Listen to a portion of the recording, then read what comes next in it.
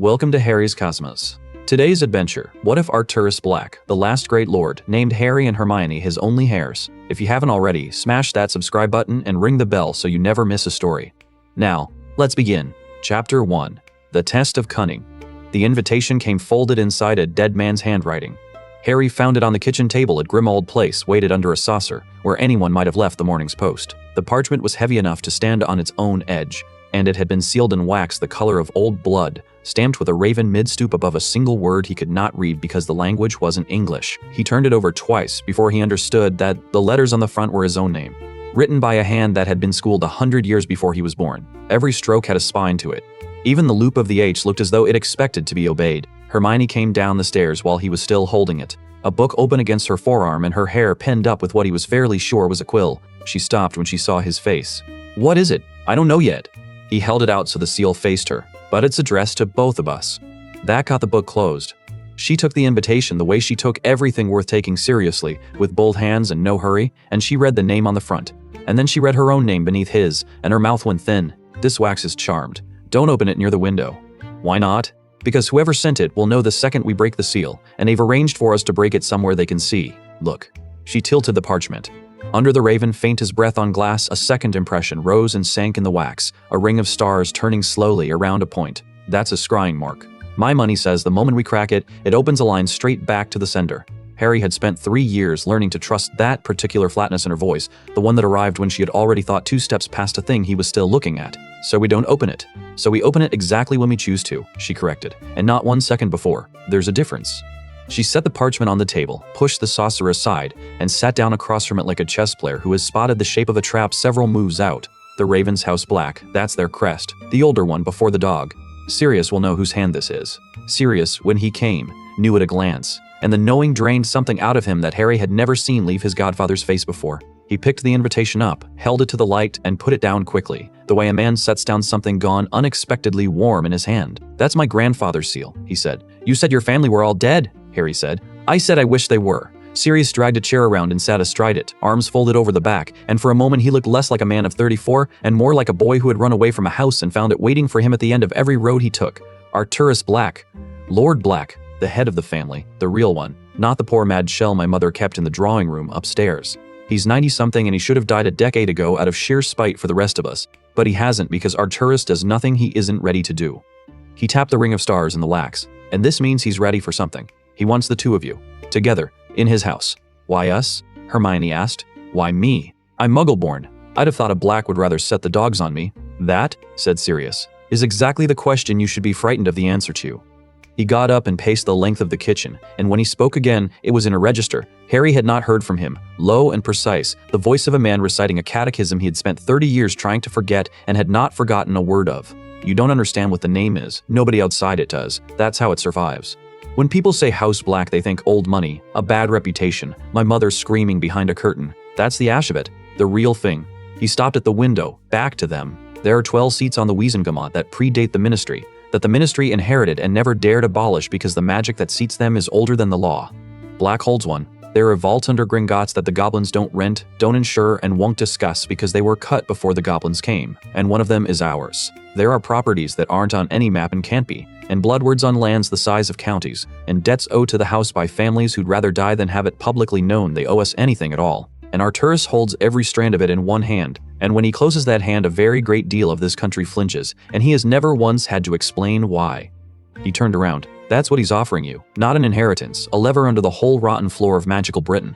And levers like that only ever get handed to people the giver has made absolutely certain will pull them the way he'd have pulled them himself."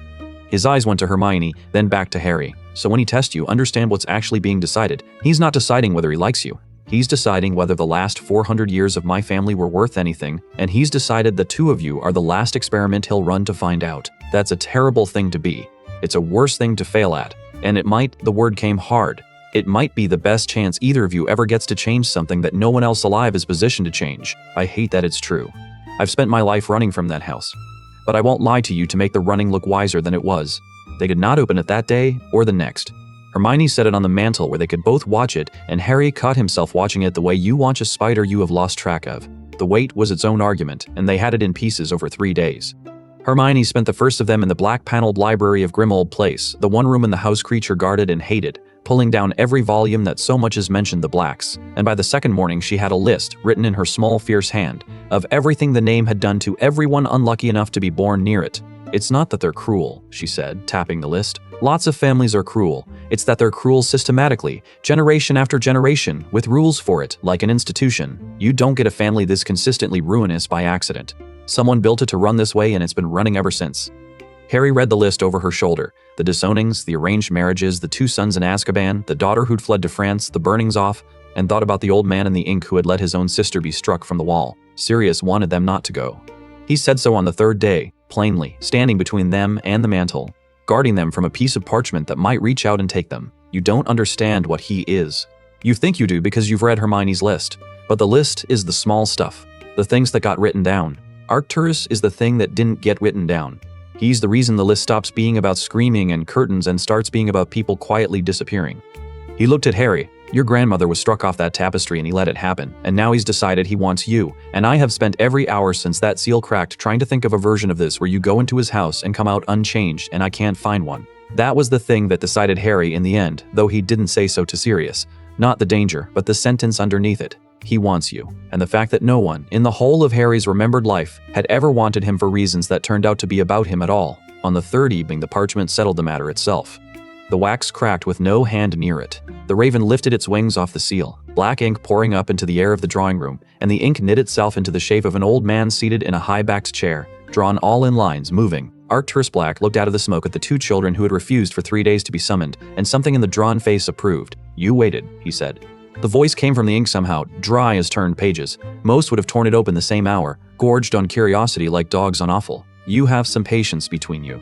Good. Patience is the cheapest of the useful vices and the rarest." The inked eyes moved from Harry to Hermione and rested there a beat too long. The girl worked out the scrying mark. "Don't trouble to deny it. I felt her looking." She looked at the trap and did not spring it. "That is worth more to me than the boy's parentage, and the boy's parentage is worth a great deal." "My parentage," Harry repeated. "Your grandmother," said the ink, "was a Black. Doria. My sister." A pause, and in the pause, the whole weight of a family's silence. "She married beneath the house and was struck from the tapestry for it.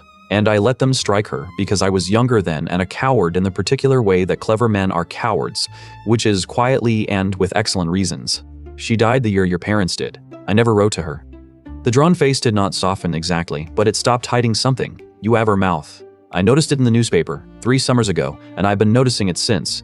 Nobody spoke. On the mantle, the smoke held its shape, patient as the man who had cast it.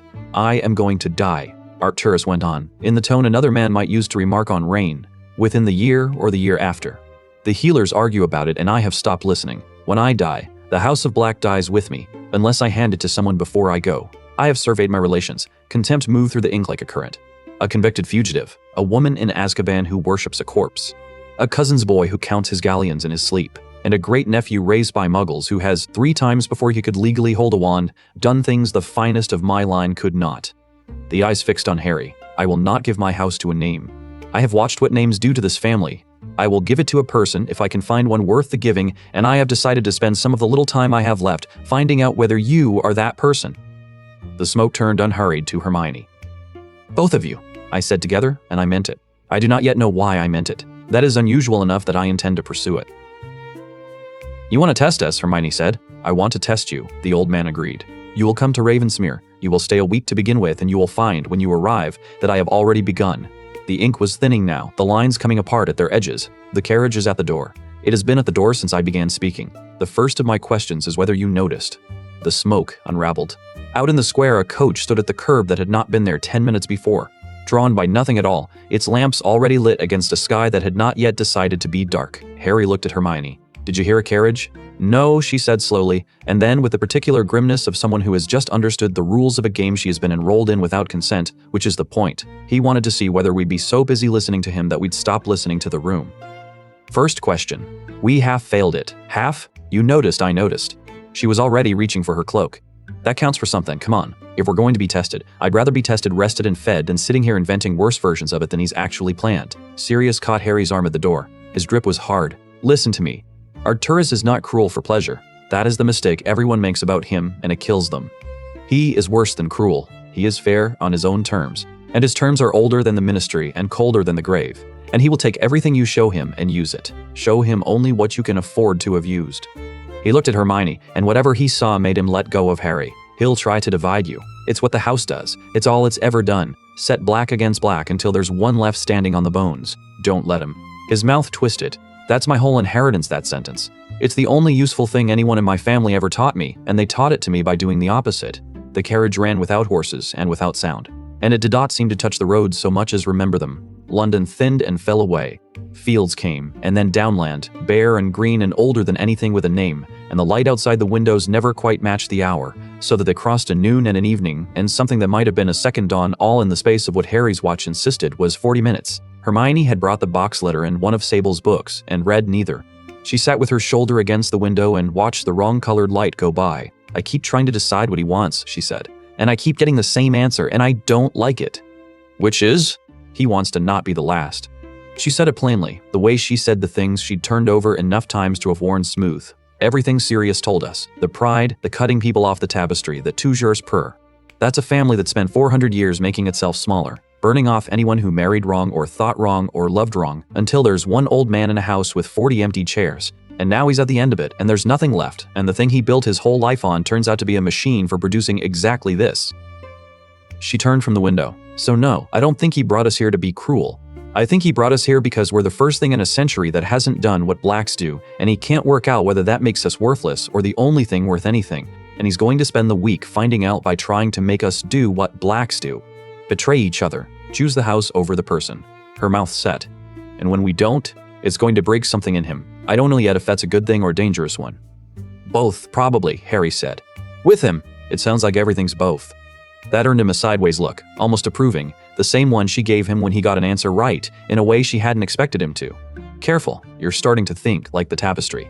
But she left her shoulder where it was, and the down country rolled past the glass, and neither of them said the other true thing, which was that they were frightened, and that being frightened in the same carriage was better by an order of magnitude than being frightened alone. Ravensmere sat in a fold of the Wiltshire Downs where no road went, a long grey house with too many chimneys, and a lake the color of pewter lying flat before it. The carriage came to rest on gravel that had been raked into the shape of a compass rose, and the doors opened themselves and the front of the house was already lit in every window, which somehow made it look emptier rather than fuller. The light kept burning for guests who had died on the way and never been told to stop coming. A house elf met them on the steps.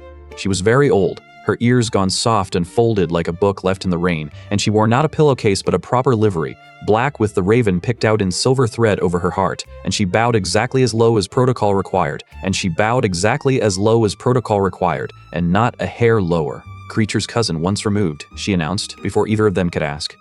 "Mistress's grandchildren may call me Sable. The master is at dinner." The master does not wait dinner for anyone, and has not since the king came uninvited in 1936, and that ended poorly for the king. She turned, expecting them to follow, and did not check whether they did. "You will find your rooms have been chosen for you. Do not attempt to swap them. The house will not permit it, and it takes the attempt personally." She led them not toward the light and the smell of food, but the long way round, through a gallery where the ceiling vanished into dark and the walls carried the tapestry. It ran the whole length of the corridor, and it was alive. Names moved on it. Threads of gold and silver and a green so deep it read as black crawled between one generation and the next, and where a marriage had been made, the threads nodded, and where a child had come, a new star kindled in the weave and began, slowly, to burn with its own small light. The oldest names at the top were faded to the color of ash. The newest, near the bottom, were bright enough to read by. "Don't touch it," Sable said, without turning. "It knows the difference between a black's hand and a stranger's, and it is not in a forgiving humor this century." She walked on. She did not tell them to stop either, and Hermione had already stopped. "Harry!" She had found it faster than he could have, near the bottom of the weave. Off to one side, where a whole branch had been let wither, there was a scorch. A hand's breadth of the tapestry burned to a black crater. The threads around it curled and dead. A name had been there once. You could see the ghost of where it had been cut out, the way you can see where a picture hung by the clean square it leaves on a smoke-stained wall. And across the wound, newer than everything around it in thread so fresh it still had a sheen, a name had been sewn back. Not repaired. Written over. Stitched deliberately across the burn so that the burn showed through the letters. Doria Black. And beneath it, threads reaching down, unlit, waiting, a line to a Charles, and from the two of them a single strand descending into the dark past the tapestry's edge, toward a star that had not yet been allowed to kindle. Toward, Harry understood with a slow cold turning in his stomach, him. "He's already put your grandmother back," Hermione said, very low. and he's left the line hanging so it can reach you. He did this before he wrote to us, before he knew whether we'd come. He committed to the possibility of you and then dared us to notice he had." She stared at the raw stitching over the burn. "That's not a man testing whether he wants an heir, Harry. That's a man who's already decided and is terrified he's decided wrong and is building himself 100 chances to change his mind." She stepped back from the wall. "We're 4 minutes from dinner. He'll ask why we're late. Remember what you saw here. It's the answer to the first thing he asks us. I'd bet the year on it." Sable's voice came back down the gallery, dry as her master's. 3 minutes now. The master counts. The dining hall could have seated 40 and held only 1. Arcturus Black sat at the head of a table that ran the length of the room like a black river. And he was, in the flesh, both smaller and larger than the ink had promised, a spare, upright old man with a face carved down to essentials and eyes the pale gray of a winter that means to last. He did not rise. He did not, at first, look up. He was cutting an apple into eighths with a silver knife, and he finished the eighth before he acknowledged that the room had acquired 2 more people in it. "Sit," he said. "There, both of you on my left, where I can see you. I have spent enough of my life with people on my right to know it is where you put the ones you have already decided about." He set down the knife. "You were late by 4 minutes. The carriage was not late, therefore you dawdled. Why?" Harry opened his mouth. Hermione got there first, and Harry recognized, in the fractional way she angled her shoulder to take the question, that she had decided something on the walk-in from the gravel, that she would rather be the one who spoke and be wrong than let Harry guess at a stranger's traps alone. "We stopped in the hall," she said. "There's a tapestry. The family tree. I wanted to see whether Harry's grandmother was still burned off it, or whether you'd had her put back." The old man's face did not move, but the whole quality of his attention changed, the way the air changes before weather. "And she's back," Hermione said. "The scorch mark's still there. You can see where she was struck out, but her name's rewoven over it in newer thread. You didn't repair the tapestry. You left the wound and stitched her name across it so anyone who looks knows both that she was cut and that you took it back." She held his gaze. "That's not sentiment. Sentiment would have hidden the burn. That's a message. You wanted us to see it before we sat down. So we looked. That's why we're 4 minutes late. You built the delay into the house." Silence. Somewhere down the length of the table, a candle guttered and steadied. 9 people have walked past that tapestry this year, Arcturus said at last. Servants, a solicitor, a cousin come to beg. Not one of them saw the stitching.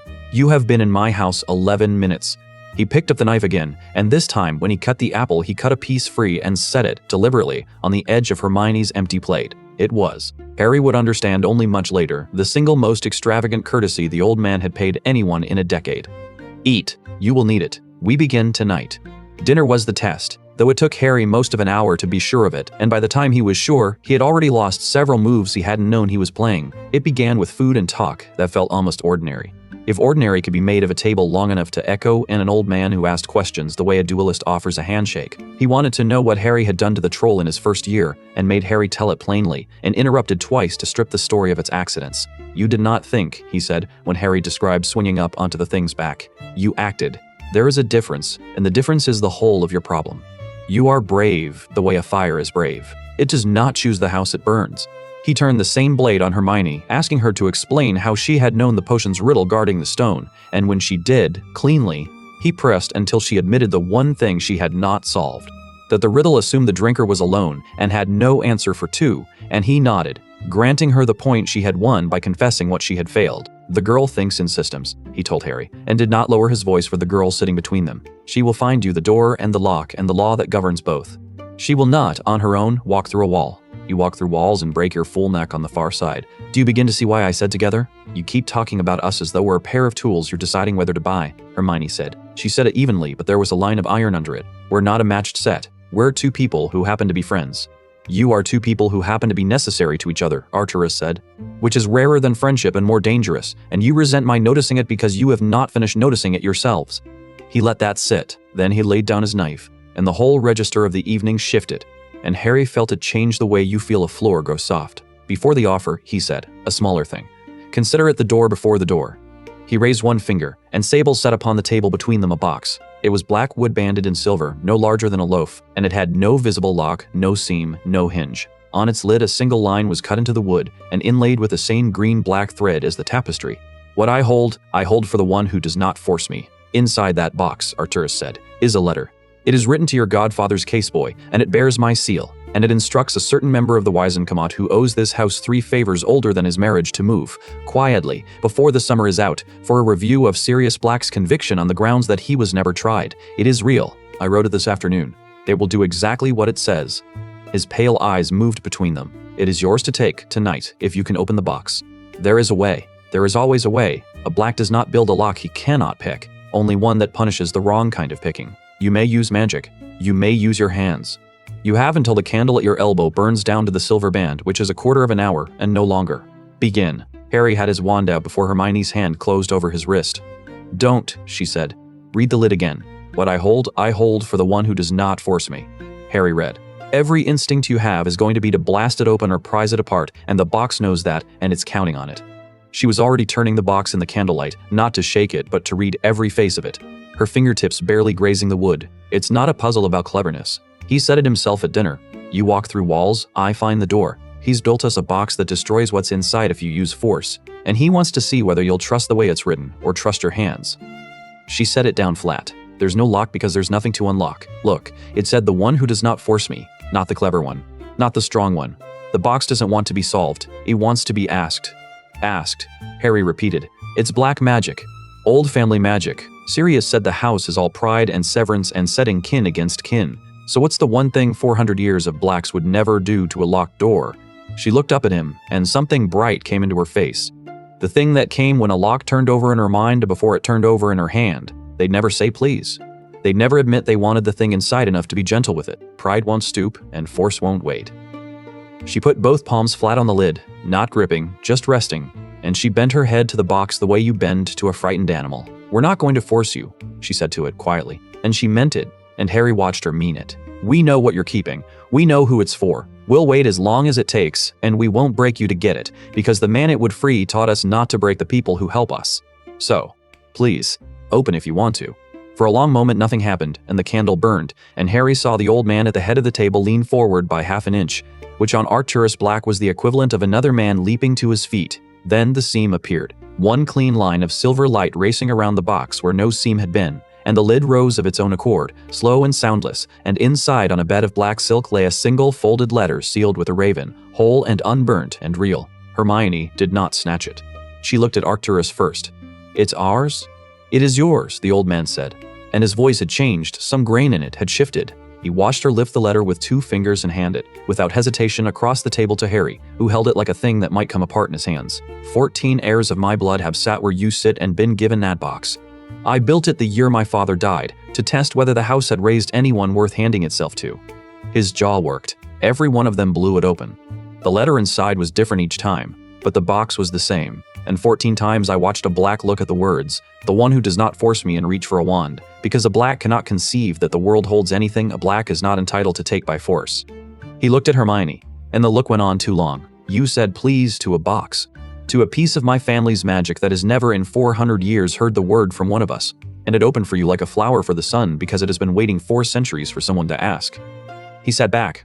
"Keep the letter. It stands whatever else tonight becomes. I do not take back a thing once given.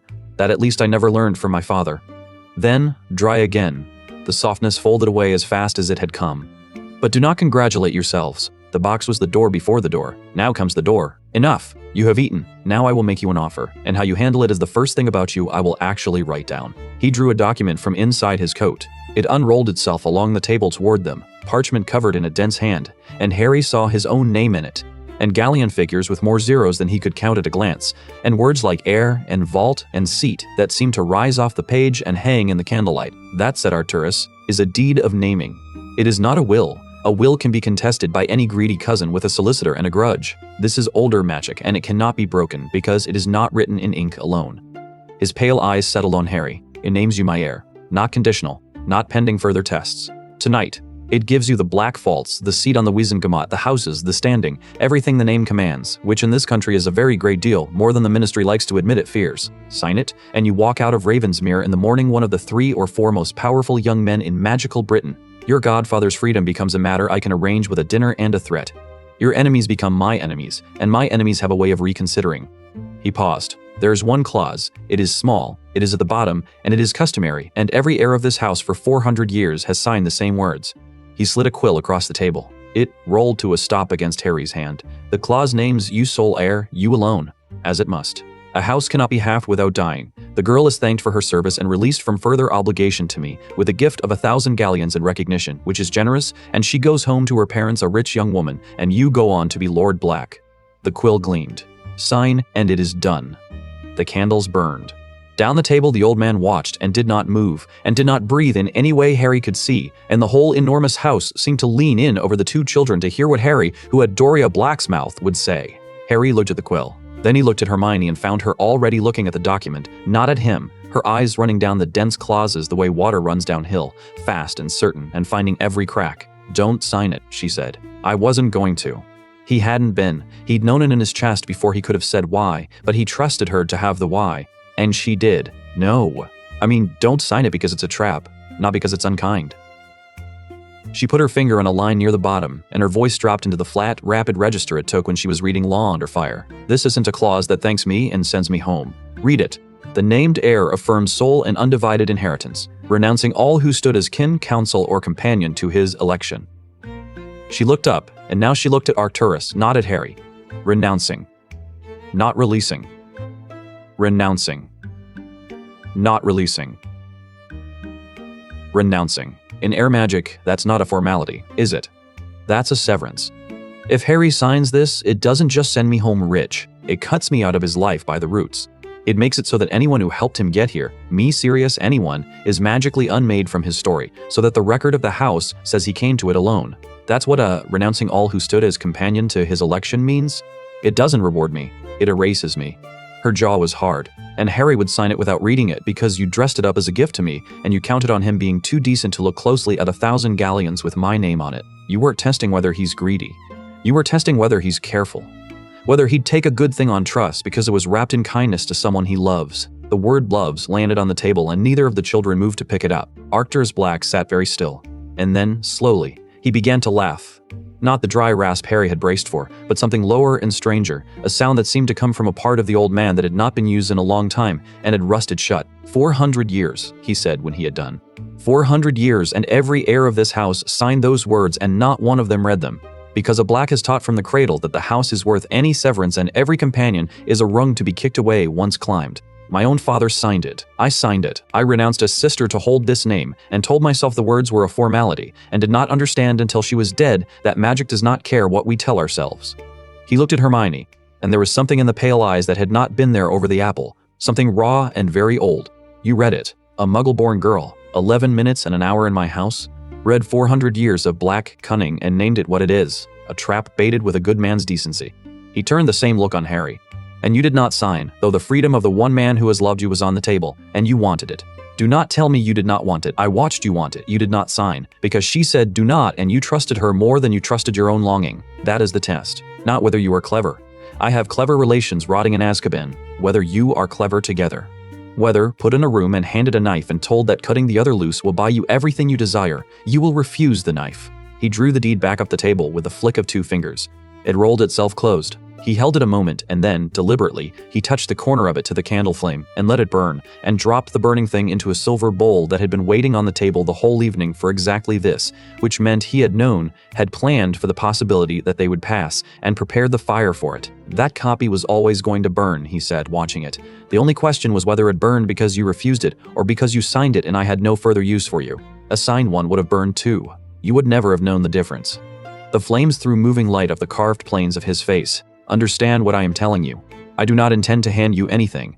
Everything I have, everything this house is, I intend to make you take from me, one test at a time, until the taking has changed you into the kind of people who can hold it without being eaten by it. Tonight you learned the first lesson, which is the oldest lesson of my family and the one we always forget. The most dangerous offer is the one that costs you only someone else." Sable appeared at the edge of the firelight with 2 cups on a tray, and set one before each of them, and the old man's mouth did something that was not a smile but shared a border with one.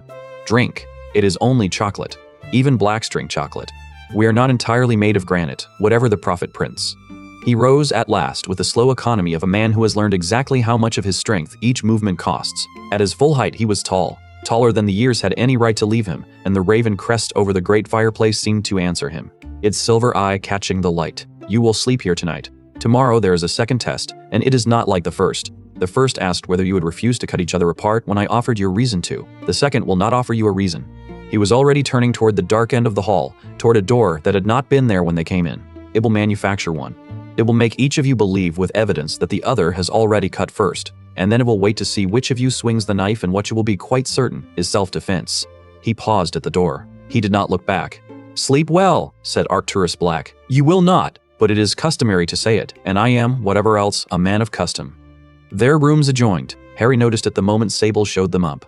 2 doors off the same short gallery, and between them, set into the paneling, a 3rd door with no handle, sealed, older than the other 2. He didn't sleep. He hadn't expected to. He lay in a bed with black hangings and a ceiling painted with stars that were not the stars he knew. They moved, slowly, wheeling around a point directly above the pillow, and after a while he understood that they were arranged as they must have stood on some particular night the house thought worth remembering, and that he was lying under a sky 400 years dead. He got up. Hermione's door was open, a crack, warm light behind it.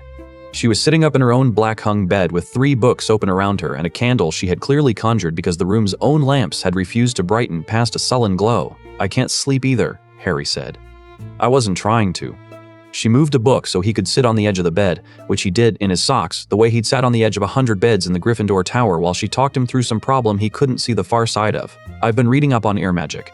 Sable found me these. She pretended I'd asked, but I hadn't. Which means Arcturus wants us to study, which means the tests are meant to be studied for. Which is, I don't know what that is. It's not what an enemy does. It's what a teacher does," Harry said. "It's what a teacher does when he's decided you're worth the teaching before you've earned it." She pulled her knees up under the blanket. "Harry, that thing tonight, the deed." She wasn't looking at him now. He was right, wasn't he? "You wanted it. Serious free, all of it. You wanted it badly enough that if I hadn't been there, you were there. But if I hadn't, then he wouldn't have offered it," Harry said. "That's the whole point, isn't it? He didn't offer me a way to save Sirius. He offered me a way to save Sirius by losing you, because he'd worked out that's the one price high enough to actually test me. If you were in the room, there'd have been nothing to buy me with." He picked at a loose thread on the black coverlet and made himself say the true thing, the one that had been sitting under his ribs since the quill rolled against his hand. "I did want it. For about 2 seconds I wanted it so much I couldn't breathe right, and then I looked at you and I didn't want it anymore. And it wasn't because I'm good. It was because a version of my life where I'd signed you out of it stopped looking like a life I'd want to be saved into." He shrugged, uncomfortable with the size of what he'd just said. "So, there's your answer, about whether I wanted it." Hermione was quiet. Then she reached over and closed the nearest book, which for her was a gesture on the order of another person taking off their armor. "He's going to spend the whole week trying to get between us," she said. "Sirius warned us and he's already right. Tomorrow's test is designed to make us think the other ones betrayed us. So..." She turned to face him properly, cross-legged, the candlelight making her look both older and much younger than 14. "We should agree on something now while we still trust each other completely, so that tomorrow when he spent all day poisoning it, we have something we agreed to that's stronger than whatever he shows us. Something we decided when our heads were clear." "All right." Harry had learned long ago that when Hermione said we should agree on something, it was wise to simply agree, because she had generally already found the something and only wanted him to hold the other end of it. "What?" "That we don't believe evidence about each other," she said. "Not tomorrow. Whatever he shows you that I've done, a letter, a memory, my own voice, my own face doing something rotten, you don't believe it. Not because it might be faked, though it will be. Because you know me. You've known me since a mountain troll, and you'll know me tomorrow, and no clever old man with 400 years of practice gets to tell you who I am better than 3 years of me being it." Her chin came up. "And I'll do the same for you. Whatever he shows me. I decided it tonight while my head's clear. Say it back to me so I know you've got it and it's not just words." "I don't believe evidence about you," Harry said. "Whatever he shows me, I know you." "You know me," she agreed, very quietly, and for a moment neither of them said anything, and the false stars wheeled overhead, and somewhere in the vast sleeping house an old man who had renounced his own sister and buried her name in a wound of stitched thread lay awake, perhaps, listening to the 2 children he had brought here to be broken apart, and hearing, instead, the small sound of them tying themselves in the dark against everything he was. "Get some sleep," Hermione said at last, gently, and pushed his shoulder toward the door. "We're going to need it. He's not going to make tomorrow easy. He told us so. Which means it'll be worse than he told us, because he's the kind of man who understates a thing to make you under-prepare for it." Harry stood in the doorway between their rooms. "Hermione, if tomorrow it looks like I've done something..." "You haven't," she said. "See, I've already decided. It's the easiest thing in the world once you've decided it. Good night, Harry." He went back to his own room. He put Arcturus's letter, the real one, the one about Sirius, the one a box had surrendered because a girl had asked it kindly, under his pillow, where he could feel the edge of it through the black linen, and he lay under stars that belonged to a night 400 years spent. The false constellations turned. He tried to name the fear that had kept him talking in Hermione's doorway a quarter hour longer than any question required, and found it would not hold the name. It was not the old man. It was not the tests. It was the thing he had said with his socks on the edge of her bed and no way to take it back. A life where I'd signed you out of it stopped looking like a life I'd want to be saved into. He turned it over once more and put it away, unnamed, and slept. Down the gallery, behind the third door that had no handle, something old and patient marked that both children were breathing slow at last, and let a single new light kindle low in a tapestry, unseen, at the end of a line that reached down past the edge of the weave toward a star that had waited a long time to be allowed to burn. Chapter 1. End. Chapter 2. The Test of Loyalty. You will not see the girl today. Arcturus said it before Harry was fully awake, standing in the doorway of the black-hung room with the gray dawn behind him, already dressed, already holding a hunting cloak in one hand and a length of what looked like ordinary rope in the other. There was no house elf to soften the summons, no chocolate, no ceremony. The old man had come himself, which Harry would understand later was the first move in a very long game. Where is she? Occupied. As you will be. Get up. The wards are quietest at dawn and I have use for the quiet. He tossed the cloak onto the foot of the bed. You crossed a mountain troll at 11. You went down a trapdoor after a stone the whole of your school staff had failed to protect. You told me, over my own table, that you act rather than think. Today I am going to find out what your acting is worth when the ground itself wants you dead, and there is no one beside you to think in your place. Dress warm. The moor does not care that it is August. Harry dressed. He looked once at the wall between his room and Hermione's, at the sealed door with no handles set into the paneling, and it stood dark and shut, and no light came from under her door, and the silence on the other side of it was the wrong kind of silence. The kind that has a person in it holding still. The kind that has a person in it holding still. The moor began where the raked gravel ended, and it did not begin gently. One moment there was lawn, clipped and civilized. The next, there was a country that looked dreamed into being by something that disliked people, heather black with wet, standing water that held the sky like broken mirrors, stones set upright in rings and rows, too regular to be natural, too old to be anything a living hand had placed, and between them a wind that carried no smell of anything green. The blood words of Ravensmere, Arcturus said, walking the edge of it with a straightness that shamed his years. 700 acres of ground that answers only to black blood and answers it badly. My ancestors did not want a garden. They wanted a moat that thinks. Anything that crosses this ground without the house's leave is turned, sent in circles, sunk in bog that was dry a moment before. Walk gently and without malice to a place from which it does not return. Ministry surveyors have tried to map Ravensmere 4 times in 2 centuries. They have my sympathy. 3 of them we buried. The 4th walked home to Marlborough convinced he had never left his own kitchen. He stopped at a flat stone the size of a door, laid into the earth, its surface carved with a ring of turning stars. Harry had learned to know. You have black blood, Doria's, diluted, muggle-mothered on your father's side, thinned by 2 generations, but present. Enough, I judge, that the ground will not kill you outright. It will merely dislike you and make that dislike your problem to solve. You judge, Harry repeated. You're not sure. I am never sure. Sureness is a luxury for men with time. The old man produced, from within his cloak, a small object wrapped in black silk, and unwrapped it, a ring, heavy old gold. A single black stone in it cut flat and graven with the raven. This is the Lord's ring of House Black. It is not the heir's ring. There is no heir's ring, because there is no heir. It is mine, and it has been mine for 60 years, and when I close my hand the moor lies down for me like a whipped hound. I am going to put it out there. He nodded across the black expanse to a point Harry could barely make out. A single dead tree, far off, standing white against a slate sky at what might have been the center of the whole warded waste. On the far side, at the foot of that tree, in a coffer the ground has grown around, I am going to leave this ring, and you are going to cross to it and bring it back to me. Without the ring's protection, because the ring is what you are fetching. Do you understand the shape of the thing I am asking? You want me to cross 700 acres of ground that wants me dead, to fetch the one thing that would have kept me safe, which won't be keeping me safe because it's what I'm fetching. You have a gift for stating a problem so plainly, it sounds like an accusation. Something almost warm moved under the words and was gone. Yes, that is the shape. The ground will test whether you can think when acting is what your blood screams for. Run at it, and it swallows you. Reason at it, and it lets you live. It is, in other words, the opposite of everything you are, which is precisely why I have chosen it for you. He wrapped the ring again, and with a flick of his wand, sent the silk bundle skimming out across the moor to vanish at the foot of the distant tree. You have until dark. There is no help coming. The girl cannot reach you and would not be permitted to if she could. Sirius does not know where you are. It is you and the ground and whatever you brought with you in your own head. He turned to go and paused. One more thing. Because I am not a liar, and you should have all the facts a wiser man would want. While you are out here learning the price of acting without thought, I am going to be inside, thinking without action, with your Miss Granger. We have business, she and I.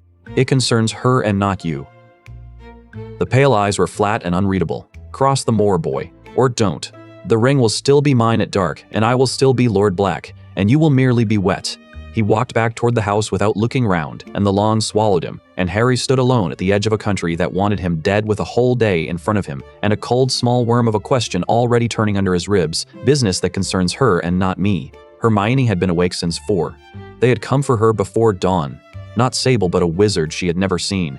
A lean gray man in a solicitor's black who introduced himself as Mr. Croaker of Croaker and Vane, and who had a way of not quite looking at her that told her, within a sentence, that he had been told she was Muggle-born and had decided in advance what that meant. He led her not to the dining hall, but to a small warm room lined floor to ceiling with ledgers, where a fire had been lit and a tea tray set for 2 and a single document lay on a green leather desk with a self-inking quill beside it, and where Arcturus Black was already seated, and Roturas Black was already seated, and Rose, a courtesy he had not paid her the night before, as she came in. "Sit," he said. "Not there. Beside me, Croaker. You may wait outside. If I want a lawyer, I will scream." The gray man withdrew. The old man poured her tea himself, which was so far outside anything she had braced for that she took the cup before she thought better of it. "You are wondering where the boy is. He is on the moor, learning that his courage is a tool and not a character. He will be gone all day. I sent him there so that you and I could speak without him, because what I am going to offer you, Miss Granger, is not the sort of thing that survives a well-meaning Gryffindor in the room insisting on being noble about it. I don't like the sound of that. You are not meant to like the sound of it. You are meant to weigh it." He set down the pot. The firelight moved on the carved planes of his face and made him, for a moment, look less like a monument and more like a very old man who had not slept. "I am going to tell you 3 true things, and then I am going to make you an offer. And I want you to understand before I begin that there is no trick in it. Last night's trap was a trap. This is not. This is the genuine article, which is far more dangerous because a trap you can refuse cleanly and a real gift you must refuse with your whole heart over and over every time you think of it for the rest of your life." Hermione put the tea down. "Go on. First true thing, there is a war coming." He said it without weight, which was how she knew he meant it. "You feel it at your school as weather. I have lived through 2 and I feel it as arithmetic. The man who tried to kill your friend has not finished trying, and the next time he will not come as a professor's parasite or a memory in a diary. He will come with the old families at his back, the ones who owe my house and hate that they owe it. And he will come for exactly the sort of world you represent. Muggle-born, brilliant, unpardonable. When he comes, being clever will not save you, and being the friend of Harry Potter will paint a target on you the size of a barn door." He let that sit. "Second true thing. Your parents are dentists in a house with a number on the door and their name in a public directory, protected by a burglar alarm and a Labrador. In the war I'm describing, they will not last a week, and their deaths will be used to break you, to break the boy through you, to teach the world what happens to those who forget their place. I am not threatening you. I am the only person who has yet bothered to tell you the truth about your own exposure, and I am telling you because you deserve to hear it from someone who is not trying to comfort you." Her hands had gone very still in her lap. "And the third true thing is that I can stop it." He turned the black ring on his finger. No, the ring was not on his finger. She noticed only now that his hand was bare and would learn only later where the ring had gone. The House of Black can put your parents behind wards that make Ravensmere look like a garden fence. Names removed from every registry. A house that cannot be found by anyone the house has not personally admitted. 2 lives lifted out of the war entirely and set down somewhere it cannot reach them. Guarded by magic 400 years deep. For as long as they live and longer. I can do this with a sentence. I can do it tonight. He looked at her, and there was no cruelty in it, which was the cruelest thing about it. "That is the offer, Miss Granger. Your mother and your father, safe. Truly safe, in a way I promise you no one else who claims to love you can provide. Not Dumbledore, not the boy, not the whole apparatus of a ministry that cannot protect its own front desk. Their lives guaranteed by me. That is what is on the table. Now let me tell you the price, and then we will see what you are made of." The moor took Harry's first hour and gave him nothing for it but the education of losing it. He walked toward the tree. That was all he did. Walked in a straight line toward the single white landmark on the horizon, and he was careful, and he watched his footing, and he did not run. And after an hour, the tree was further away than when he'd started, and the sun that should have climbed toward noon on his left had somehow got round behind his right shoulder, and his own boot prints, when he turned to check them, led back toward him in a long, clean curve, so that he had walked most of a circle while believing every step of the way that he'd gone straight. He stopped. He made himself stop, though everything in him wanted to strike out again, faster, to do something, and he heard Hermione's voice in his memory as clearly as if she'd been standing in the heather beside him. "You walk through walls and break your fool neck on the far side." Arcturus had said the ground answered reason and killed action. So, reason. He crouched by a black pool and thought about it properly, the way she'd have made him, out loud, ticking it off on cold fingers. The ground bent his path. It bent his path without his noticing, which meant it worked on his sense of direction, not his legs. It wasn't moving the tree. It was turning him, a degree at a time, too slow to feel, so he couldn't trust his own sense of straight. He needed a straight that came from outside him, a line the ground couldn't argue with. He looked at the standing stones.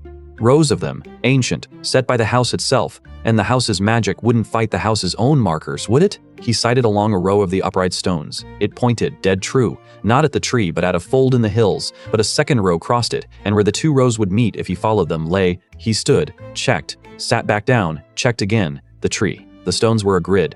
A 400-year-old grid laid over ground that lied, and the ground could turn a man but it couldn't turn its own stones. He didn't have to trust his feet. He had to walk the stones, stone to stone, sighting each new one before he left the last, letting the grid carry his straightness for him because he couldn't carry it himself. The ground did not like being outthought, and it stopped being subtle about it. At the 9th stone, the heather ahead of him was solid. He tested it, put his weight on it, and the world dropped. The peat opened under his boots without a sound, no warning at all, and he went down to the waist in black water that had been dry earth a heartbeat before, and the cold of it drove the air out of him. He grabbed for the stone he'd just left. His fingers skidded on wet granite. The bog had him, and it was patient. It didn't pull, it simply held, and let his own struggling do the work. And every kick sank him another inch, and he understood with a lurch that this was the 4th Ministry Surveyor, this was the 4th Ministry Surveyor, this was how it was done. Not violence, but a gentle, reasonable drowning that the ground could explain to itself as an accident. He made himself stop kicking. That was the hardest single thing the moor asked of him all day, to go still while it swallowed him. To trust that thrashing was exactly the death it wanted. Reason, not action. He was sinking because he was fighting the ground on the ground's terms.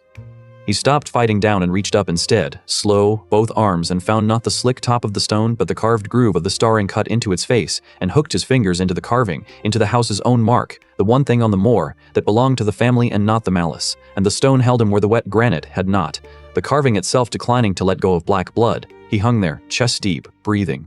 Then he drew a knee up onto a root he could feel but not see, and levered, and came out of the bog in a long, filthy heave, and lay across the heather with his cheek in the wet, alive, shaking, thinking of nothing at all for a whole blessed minute, except the fact of air. When he could move, he did not stand and stride on. He went back, all the way back to the 8th stone, on his belly where the ground felt treacherous, and started the leg again, slower, sighting not just the next stone now, but testing every yard of heather with the toe of his boot before he trusted it, because the moor had taught him a second lesson under the first, that the ground it showed you and the ground that would hold you were two different countries, and only patience found the seam between them. Twice more it tried him, once a stone that turned out to be a slick of green wheat floating on a pool, painted by the ward to look like granite, once a wind that came up hard enough to lean on and pushed, steadily, sideways, trying to walk his straight line into a curve by main force. He set his shoulder into the wind and sighted through streaming eyes and did not let it turn him. Stone by stone, toe test by toe test.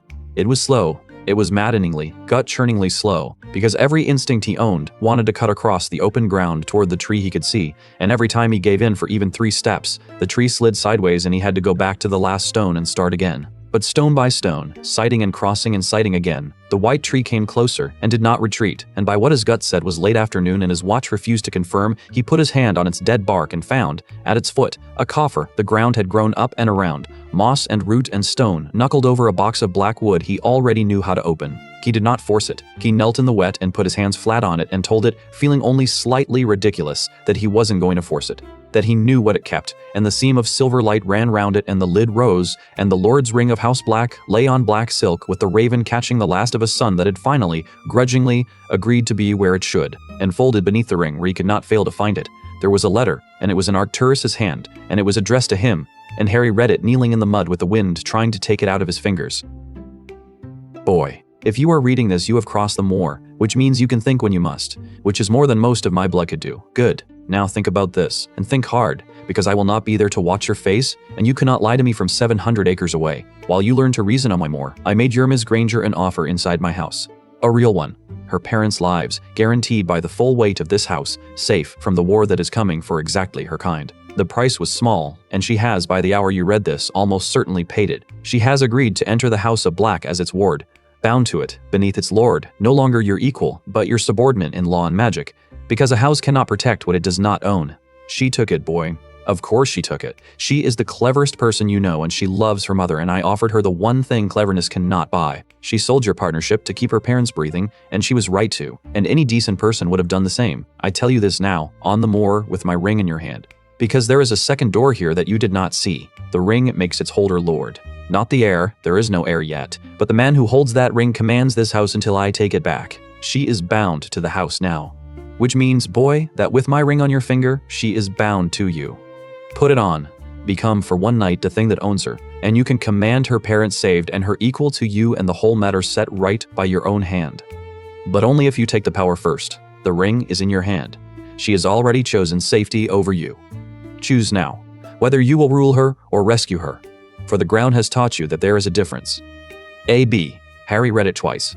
The wind pulled at it. Far off, the house sat gray and lit against the failing sky, and the ring lay heavy and black in the coffer, and everything in the letter was designed, he understood, to be a door. And behind the door was the whole of what the old man wanted to know about him. She sold your partnership to keep her parents breathing. He knelt in the mud and thought about whether he believed it. And the terrible thing, the thing Arcturus had built the whole day to produce, was that he could. It was plausible. It wasn't a fake letter with her forged signature. It was worse. It was a true-sounding account of a choice she might really make, that a good person might really make, that he could not swear on his life she hadn't made. He could see it. Hermione with her hands still in her lap and her parents' faces in her mind, and a 400-year-old man offering the one thing that would let her sleep at night. She might have said yes. She would have been right to say yes. The evidence wasn't a lie. That was the trap. The trap was that the truth was survivable as a betrayal, and Arcturus had found the one betrayal Harry couldn't be sure hadn't happened. He picked up the ring.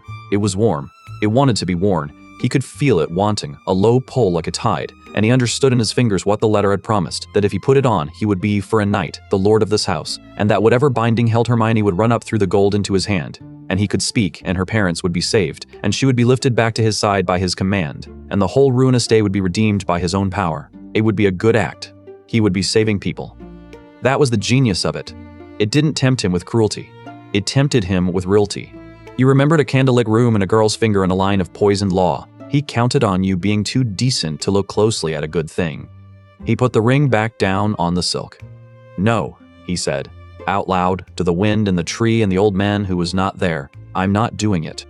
He wrapped the ring in its silk without putting it on, and closed his hand around the bundle, and his voice, when it came again, was steadier than he felt. If she took the deal, then she took it because she was scared for her mom and dad, and she was allowed to, and it doesn't make her mine.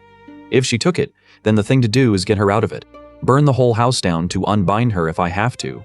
Not put on a ring and become the person she has to obey. You don't rescue someone by owning them. He got to his feet in the mud with the ring in his fist and the letter in his pocket, and started back toward the lit house along the grid of stones, and he did not put the ring on. Not at the 5th stone, or the 20th, or the last, though it pulled at him the whole way like a hand he had to keep refusing to hold. The return was worse than the crossing, and not because of the ground. The ground, having tested him, seemed almost to relent. The stones came easier. The bogs stayed where bogs should. It was the ring that fought him now. It had a voice, or something under a voice, a pressure that put images behind his eyes without his consent. Hermione lifted out of the house's binding by a single word from him. Her parents behind wards no war could breach. Serious pardon before the summer's end. The whole aching tangle of his life pulled straight by the black stone in his fist. Every image was of him fixing something. None of them showed the cost, which was the tell. That was how he knew the ring was lying, even when every picture it painted was of a good thing done. A true offer shows you the price. Only a trap hides it. He walked the last mile, repeating that to himself like the times tables, and by the last stone his hand ached from gripping the silk shut, and the lit windows of Ravensmere had never looked further away or more like something he did not want to enter as anything but himself. He crossed the raked gravel at dusk, filthy to the chest, the ring still wrapped and still off his hand, and he understood, stepping onto the compass rose, that he had passed a thing whose passing no one would ever be able to prove, that the only witness to his refusal had been the Moor, and the Moor did not talk, and he would have to be believed on his word, or not at all. It was, he thought, exactly the kind of test the old man would build, one you could only fail privately and pass without evidence, so that the passing had to come from somewhere inside you that didn't perform for an audience. The price, Arcturus had said, and told her. You would enter this house as its ward, he said, in the warm ledger-lined room, with the fire low and the tea gone cold between them. Not its heir. Its ward. In law and in magic, you would become a dependent of House Black, under its protection and under its lord, which for the present means under me and after me, under whoever holds the ring. Your parents' safety would be real and total and permanent. And the price is only this, that you cease to be Harry Potter's equal and become his house's charge. The tapestry would show you as a strand beneath the line, not beside it. In every matter of the house, his word would outrank yours by law, because he is blood and you would be ward. The partnership you two are so proud of, the one that read my deed and asked my box to open, that would end, not in feeling, In fact, you would still love each other, no doubt. Wards and lords have loved before. But you would never again stand level with him, because you would have traded standing for safety, and magic keeps the accounts even when the heart forgets. He watched her. That is the price. Your parents live, and you kneel. Choose. Not yet, Hermione said. You've had a night and a day to prepare this. I've had 10 minutes.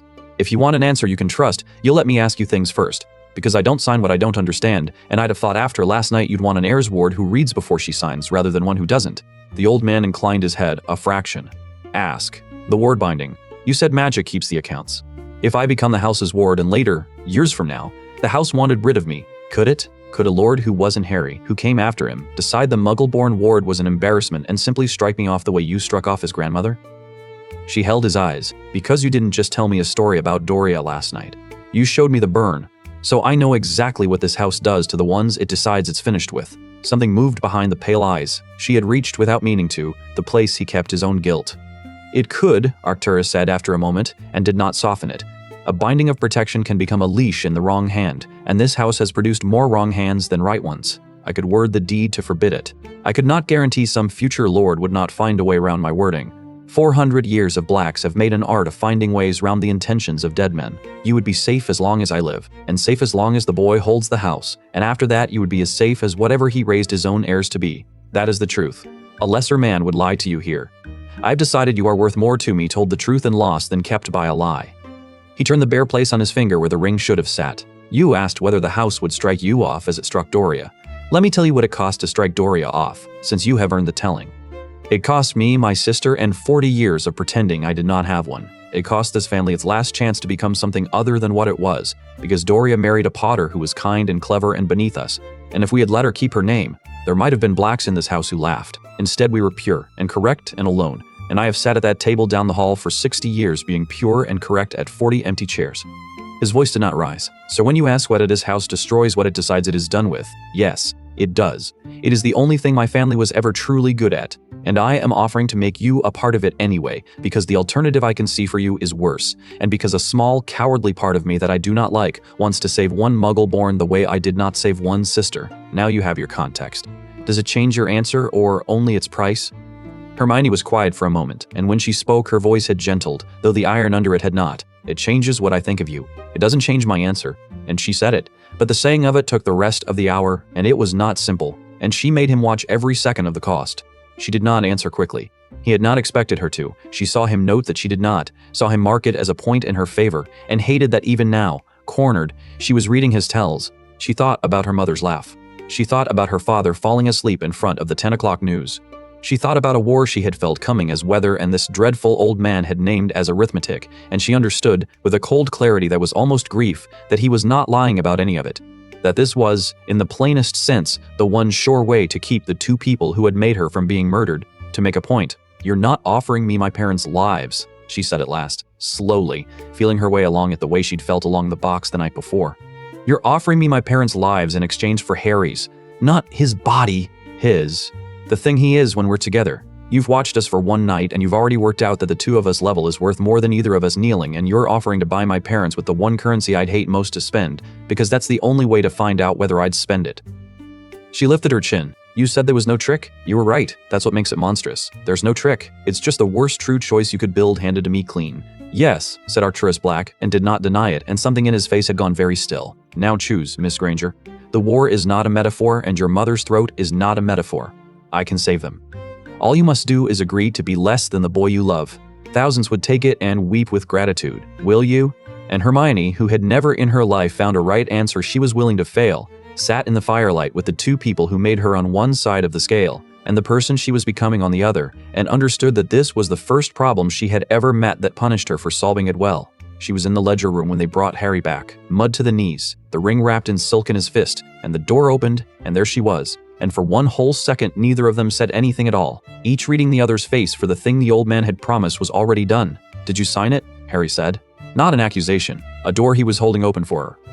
"Did you put it on?" she said at the same moment, looking at his closed hand. They looked at each other. "No," Harry said. "No," Hermione said. And then, because it needed saying and neither of them could bear the room to hold it a second longer, "He told me you'd taken a deal to save your mum and dad," Harry said fast, and that if I put his ring on, I could own the house and unown you and save them myself, be the big man who fixes it. And I nearly, for about 1.5 stones of that more, I nearly talked myself into it, because it looked like rescuing you, and then I thought, you don't rescuing someone making them yours, and I put it down. But Hermione, I couldn't be sure you hadn't.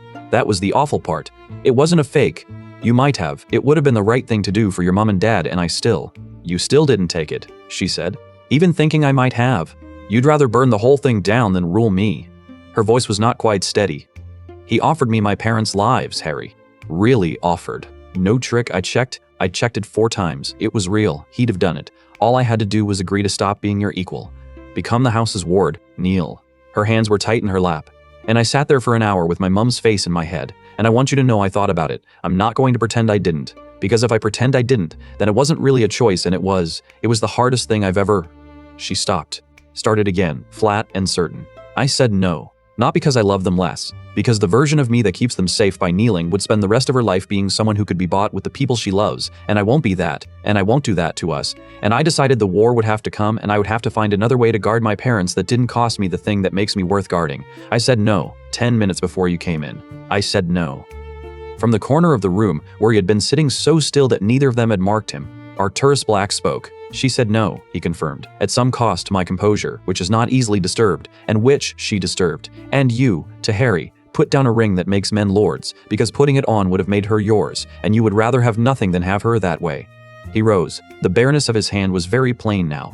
The black stone glinted, still, in the silk in Harry's fist, its owner having gone a whole day without it to make a point. Do you know what my brother Regulus's last act was? He was loyal. He gave his life for the house's cause, for the name, for the pure thing we were all raised to serve. He was loyal unto death, and it bought exactly nothing, because he was loyal to a thing, and things cannot love you back. And he died alone in a cave, believing he had finally done something worthy. And no one came, because he had spent his loyalty on an abstraction, and had none left over for a single living soul who might have gone with him. The old voice did not shake, but it went somewhere it had not been. Bellatrix is loyal. My great niece worships a man who would step over her corpse to reach a door, and calls it devotion, and it has hollowed her out until there is nothing left but the worship. That is what my house calls loyalty. Loyalty to the name, the blood, the cause, to everything except the person in the room. 400 years of it. It is why I am the last. He crossed to them, and he took the silk-wrapped ring out of Harry's open hand, and he did not put it back on. He held it. I did not test whether you would be loyal, he said. Loyalty is cheap. My whole ruined family was loyal. I tested whether, offered your single dearest thing, the boy's power to rescue, the girl's parents' lives, you would betray each other to get it. Because that is the one thing no Black has ever failed to do, and it is the thing that killed us. And you did not. She let her parents stand in a coming war rather than kneel to you. You let a lordship lie in the mud rather than own her. You chose each other over the 2 things I was most certain would move you. He turned the ring over. That is not loyalty. Loyalty would have had her fall on the house's sword for love of it. This is something my family has no word for, because we bred it out of ourselves before I was born. You chose the person over the prize. Both of you. At the same hour in different rooms, not knowing what the other was doing. Something worked in the old face and was mastered. Regulus died for want of exactly that. If one person in his life had chosen him over the cause, he would not have gone into that cave. I have thought about it every day for 15 years. I did not have the word for what he lacked until I watched the 2 of you refuse to sell each other this afternoon. He pressed the ring back into Harry's hand and closed the muddy fingers over it. Keep it tonight, he said. Not as lord. As a boy who was handed the power to own the person he loves and gave it back. Sable will draw you both baths. You smell of my more and my failures in equal measure. He was already moving toward the door. The day's softness folding away as it had the night before.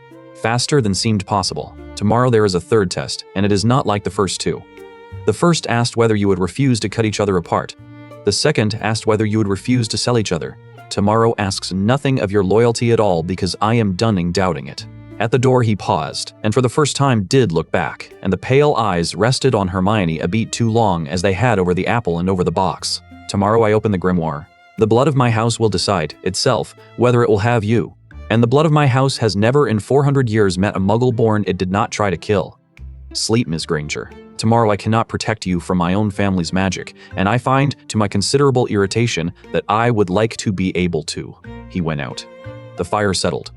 And Hermione turned to Harry with mud drying on his knees and a lord's ring loose in his fist, and did not say any of the enormous things there were to say, and instead reached over and took his free hand in both of hers, the one that hadn't held the ring, and held it, and out was the whole of it, and it was enough. And outside the tall windows the more lay down at last at the dark. They ended up, both of them scrubbed and warm and unable to sleep in Hermione's room again, because it had become without discussion the room where they said the true things. She sat cross-legged at the head of the bed. Harry sat at the foot back against the black bedpost and turned the Lord's ring over and over in his fingers, not wearing it, just letting it catch the light. He nearly had me, Harry said. I want you to know that, out there. It wasn't that I was strong, it was that the Moor had already made me tired enough to be honest. And honesty was the only thing that got me across, and by the time I read his letter, I was too worn out to lie to myself about wanting to save you, so I couldn't dress it up. I just had to look at it plain, put on the ring and own her, or put it down and lose. And plain, it was easy. He looked up. That's the bit that scares me. If I'd been fresh, if I'd had energy to spare for a good story about how ruling you was really rescuing you, I might have told myself that story. The Moor took the energy I'd have used to lie. That's the most honest thing anyone said to me in 2 days, and I've spent 2 days with the most honest, cruel man in England. Hermione pulled a blanket over her knees. I did the same, you know. Sat there and thought I could word it. I could make it a story where kneeling is really strategy, where being his ward is really just protecting my family and doesn't cost us anything real. I'm good at those stories. I can argue myself into almost anything if you give me an hour and a reason I love. Her hands tightened on the blanket. The thing that stopped me wasn't nobility. It was that I looked at the story I was building, and I recognized the architect. It was the same voice that talks you into small betrayals one clause at a time, and I thought, that's his voice. That's the house's voice. That's 400 years of blacks explaining to themselves why this particular cut didn't count, and I didn't want to be fluent in it, so I stopped translating and just said no before I could get clever enough to say yes. Harry set the ring down on the coverlet between them, where they could both see it, the raven up. He's going to keep doing this, finding the exact thing. Yes, and tomorrow's worse because tomorrow it isn't him. He as good as told us. Tomorrow the house's own magic decides about me and he can't stop it, and he doesn't want to not be able to stop it, which is. She stopped. That's new, isn't it? Him not wanting to be unable to protect me. 2 days ago he'd have watched his family's magic try to kill a Muggle-born and called it a fair test. Tonight he apologized in advance for not being able to stand between it and me. He's changing faster than we are, and he's 90, and I don't think he planned to. Are you frightened? Harry asked. About tomorrow. The grimoire. The grimoire. She considered the question the way she considered every question, honestly, all the way down. Yes, she said. Their magic has spent 4 centuries deciding people like me aren't real. I don't know what it does to someone it's decided isn't real when she puts her hand on it and insists otherwise, but... She reached across the ring and found his hand again, deliberately, the second time that night, as if to prove the first hadn't been an accident. I've decided I'd rather find out with you in the room than be safe on my own on the other side of the country. That's the whole of what I decided today. In that chair, with my mum's face in my head. Not that I'm brave. That I'd rather be in danger next to you than safe without you. And once I decided that, saying no to him was just arithmetic. She almost smiled, and didn't quite, and squeezed his hand instead. His arithmetic. I used his own tool on him. I think he'd be proud, the horrible old man. He was, Harry said. You disturbed his composure. He said so. That's basically a marriage proposal from him. She threw a pillow at him. It was, he thought, catching it. The first ordinary thing either of them had done since a raven rose out of red wax on a mantle in London. Can I ask you something? He said, when the ordinary moment had steadied them both. And you don't have to answer if it's too much. Today, when you were in that room with him and he offered you your mum and dad's lives, were you scared he'd say it in front of me? Or scared he wouldn't?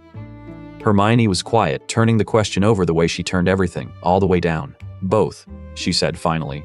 Scared he'd say it in front of you, because then you'd have watched me have to choose and I couldn't have stood you seeing that. And scared he wouldn't, because then it would have been mine alone, and I'd have had to carry the no by myself and never be able to prove to anyone that I'd said it, or why. She pulled her knees up.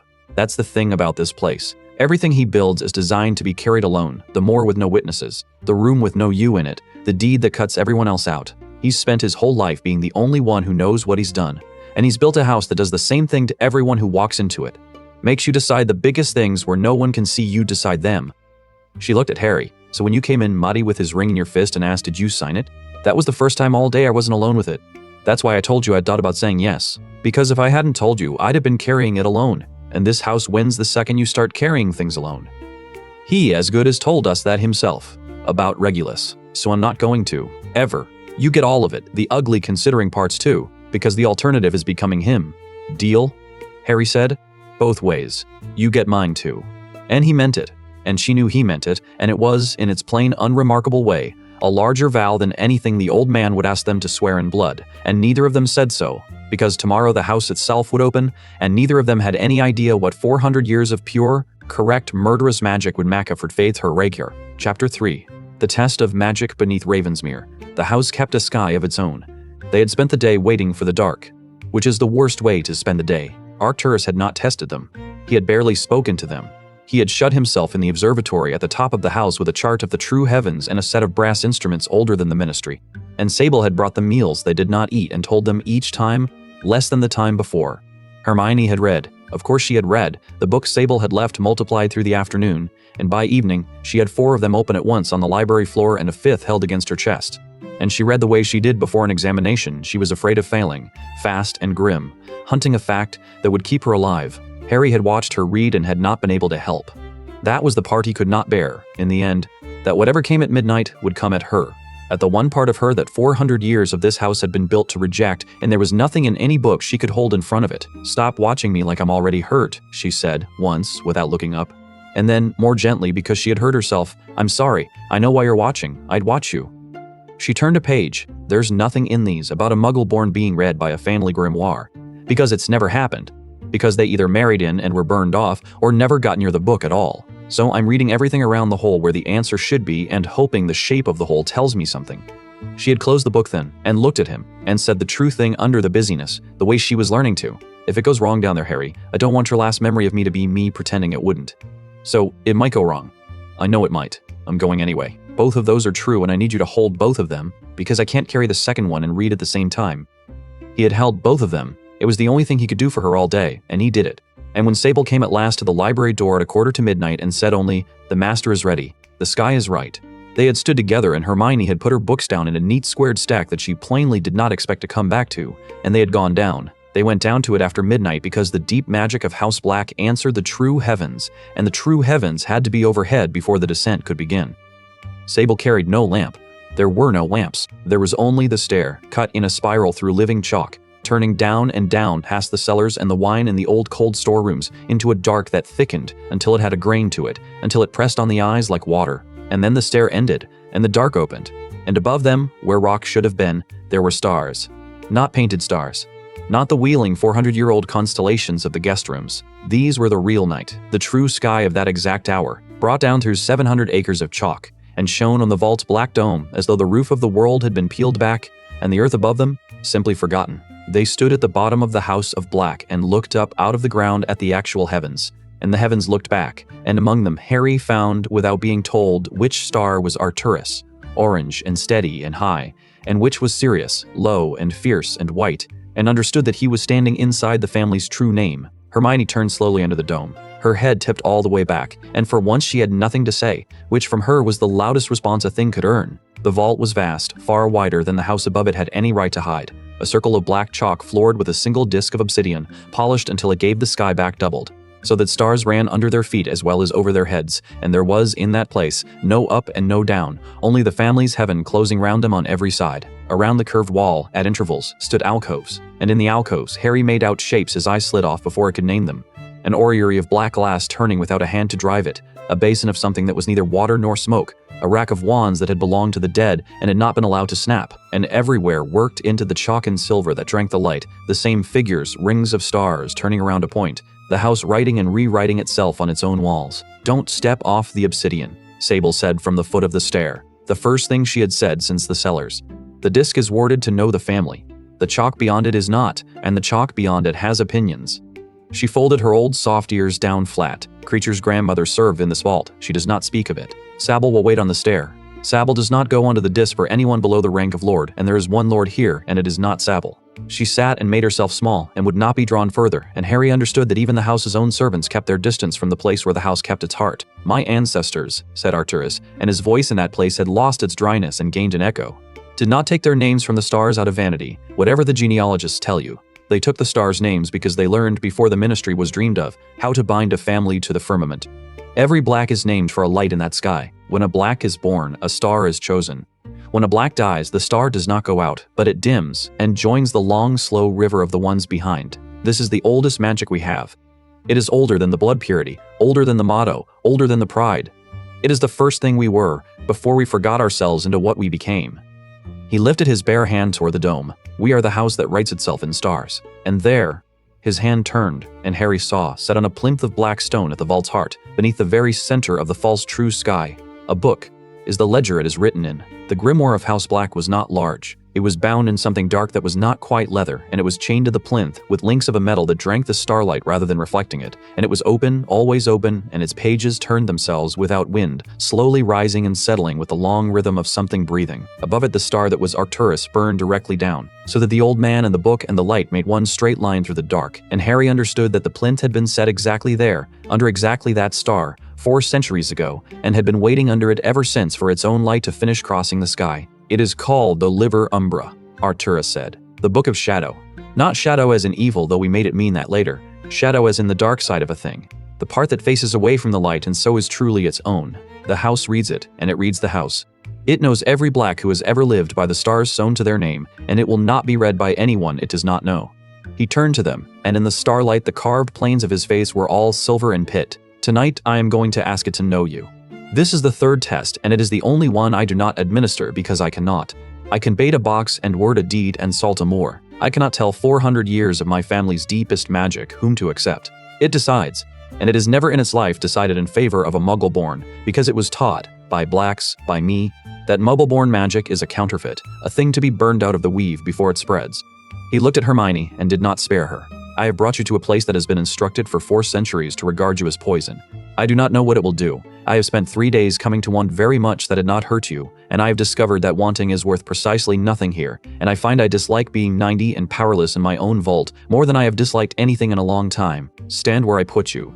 Do exactly as I say, and understand that if it goes wrong, I may not be able to stop it, and I am more sorry for that than I have said aloud to anyone since my sister died. Before the book reads you, Arcturus said, you should see what it is you are asking to be read by. It is one thing to bleed on a page because an old man tells you to. It is another to know what lives in the ink. He raised his bare hand over the open grimoire, not touching it, and spoke a word Harry could not afterward remember. A word swallowed the instant it was spoken, and the shadow of his own hand lifted off the obsidian floor. It lifted the way a hand lifts, jointed, articulate, but it was made of nothing, a darkness with edges, and it stood up off the mirror floor and turned in the air and became a raven, and the raven of shadow spread wings that were absences of light and flew a slow circle around the 2 children's heads. Where it passed, the cold came off it in a wave, and Harry felt his own shadow and Hermione's stir under their feet, tugged at the hem. Shadow work, Arcturus said, and let the raven come apart into dark and pour back down into the floor. The signature art of my house. Not the killing curse. Any brute can learn that, and most of my late relations did. This. The magic of the thing that faces away from the light, of the self you cast without meaning to, the part of you that goes where you go and remembers what you would rather forget. A black learns to lift it, shape it, send it. To read a room by the shadows in it. To walk through a house and leave none behind. To take the shadow off a lie and let everyone see the shape underneath. He looked at them. It is beautiful and it is dangerous, and my family spent 400 years pouring it into cruelty, because we took the most intimate magic in the world, the magic of your own cast self, and used it to spy and to kill. I am going to teach you one working of it now. 1. Because I want to know, before the book decides whether it will have you, whether the magic answers you, or only your blood. A star can be kindled by inheritance. Shadow work cannot be inherited. It must be meant. It comes only to the one who can look at the dark side of a thing without turning away, and I have buried 3 heirs who could not. He had Harry go first. The working was small, to lift his own shadow no higher than a hand's breadth off the floor, hold it, and set it down without letting it tear. Harry raised his wand, and Arcturus struck it down. No wand. Shadow work is older than wands, and the wand is a crutch the shadow resents. Your will and the word, nothing else. He gave Harry the word, and it was gone from Harry's memory the moment it entered, living only on his tongue when he reached for it. Harry looked down at his own shadow on the black glass, doubled with stars, and reached for it with something that was not his hand, and said, the unrememberable word, and his shadow shivered and clung to the floor and would not come. You are ordering it, Arcturus said. It is you. You cannot order yourself. You of all people know how little that works. Ask it. It is the part of you that has gone everywhere you were ever afraid to go. It has been to the cupboard under the stairs. It has stood in the graveyard you do not speak of. Do not command it up like a servant. Invite it up like a servant. Invite it up like a friend you have neglected too long. Harry, who knew a great deal about parts of himself he had neglected, stopped pulling. He asked, and his shadow came up off the obsidian in a slow black sheet and stood a hand's breadth high, trembling but whole, his own dark self lifted into the starlight and holding, and then he thanked it, without words, and let it lie back down, and it lay down and did not tear. Arcturus said nothing for a moment. 11 heirs I taught that working, he said at last. 9 tore their own shadow trying to command it, because a black cannot conceive of asking for anything, least of all from himself. He turned to Hermione. You will not manage it. You have no black blood for the magic to lean on, and shadow work is the hardest of all our arts. I would think less of you for expecting to. But try. I want to see how you fail more than I want to watch most people succeed. Hermione looked at her own shadow a long moment. You said it comes to the one who can look at the dark side of a thing without turning away. She did not raise a hand. I've read every book that frightened me twice. Once to be frightened, and once to understand it, because a thing you understand can frighten you the same way again. She said the word he had given her, and hers too, vanished the instant it was spoken, and she did not ask her shadow up, and she did not command it. She looked at it. Steadily, all of it. The whole dark shape of herself on the floor of a house built to burn her, and she did not turn away. And her shadow, unasked, rose. Not high. A finger's breadth, but it came up to meet the girl who would not flinch from it, and it held, and Arcturus made a sound in his throat that had no name. That is not how it is done, he said. You did not lift it. You outstared it. You looked at your own dark until it came up to be looked at. He shook his head slowly. I have stopped calling things about you impossible. It only encourages you. But he was watching her finger's breadth of risen shadow with something close to hunger, and Harry understood that the old man had just seen a muggle-born girl do, by refusing to flinch, a working his own blood-proud heirs had torn themselves failing. Enough. The magic answers you both. His by asking, hers by staring it down, and neither of you by the command that killed the others. Now the book. The dread came back into his voice, worse for the wonder that had briefly crowded it out, and the book does not care how bravely you look at your own dark. It cares about blood, and one of you has none. Stand where I put you.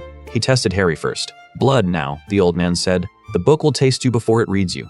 You have Doria's line in you. Thin, 3 parts. Muggle for every one. Part black. A whisper where the book is used to a shout. It may accept you slowly. It may find the whisper and doubt it. Do not pull your hand back, whatever it does. To the book, a hand pulled back is a lie, and it does not forgive lies. It has been lied to by too many blacks who claimed the name and served themselves. He drew a thin silver blade, older than the Moor, and Harry gave him his hand without being asked, and the old man opened a line across the pad of his thumb with a cut so clean it did not hurt until a moment after. Pad of his thumb with a cut so clean it did not hurt until a moment after. Press your blood to the shadow and hold, and say your whole name, all of it, the muggle-touched glory of it, and let the book decide whether Doria's whisper is enough. Harry pressed his bleeding thumb to the open page. The page took the blood the way dry ground takes rain, drinking it in without a stain, and then the cold came up his arm.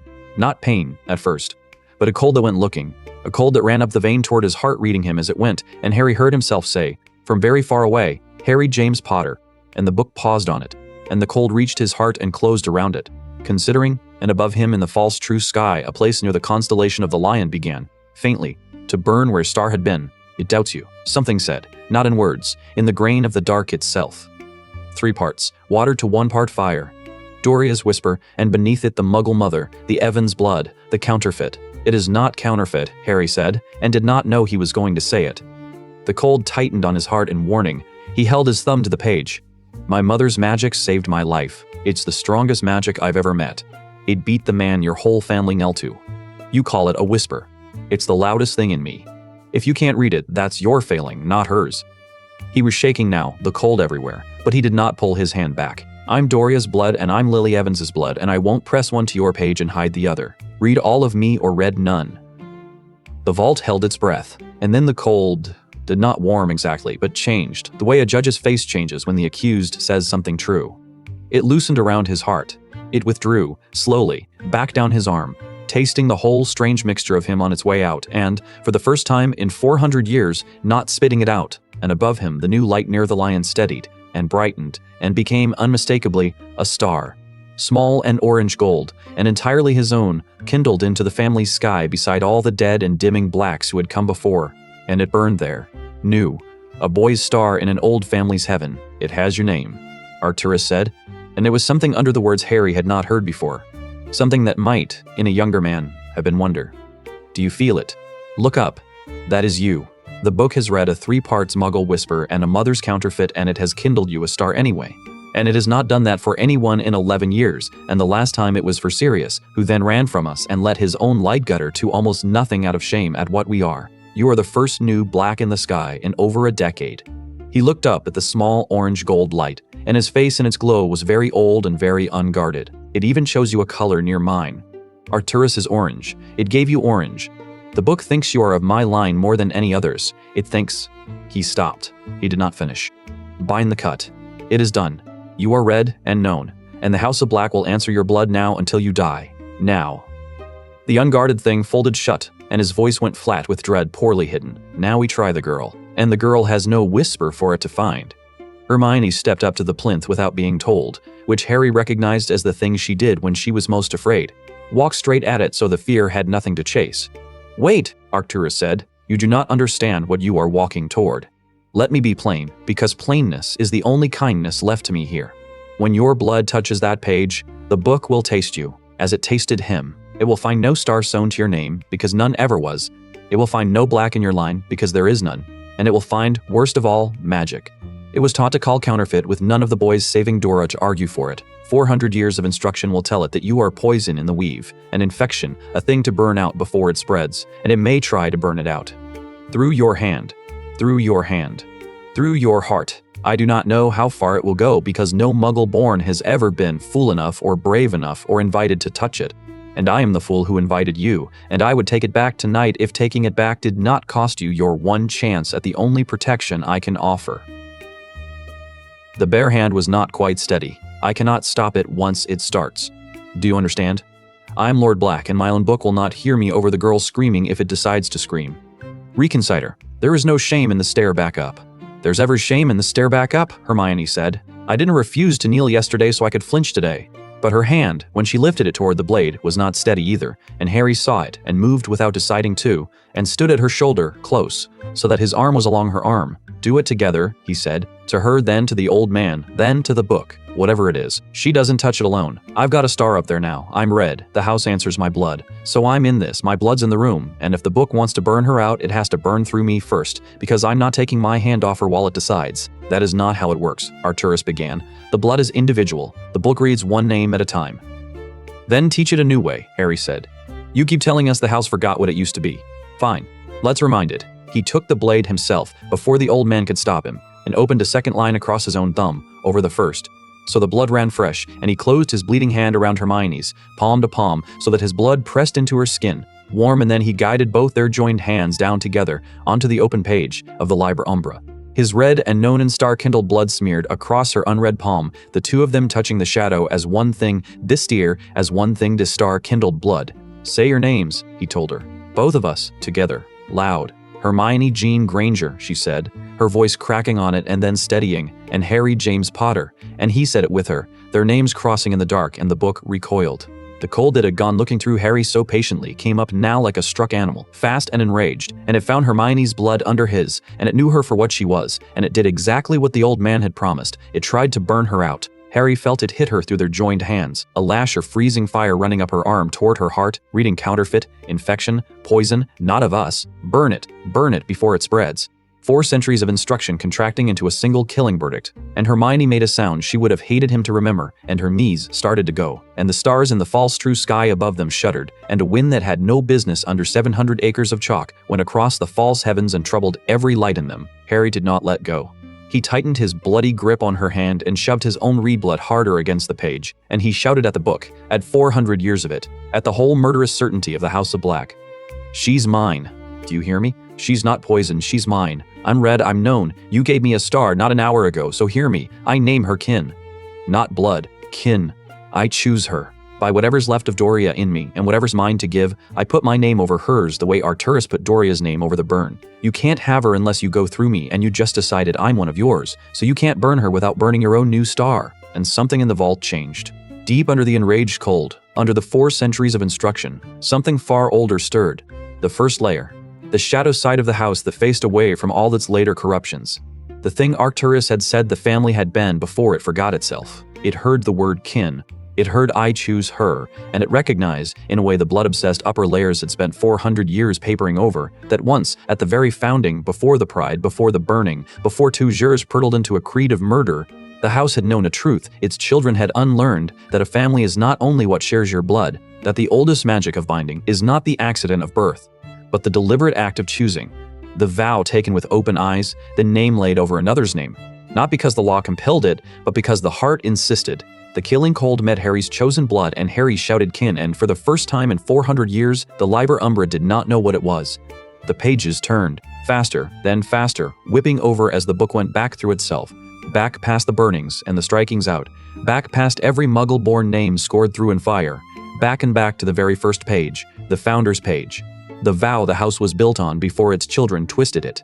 And there the pages stopped, and a light came up off that first page. Not cold, not the killing fire, a deep old gold. And it ran up their joined hands, and it did not burn Hermione.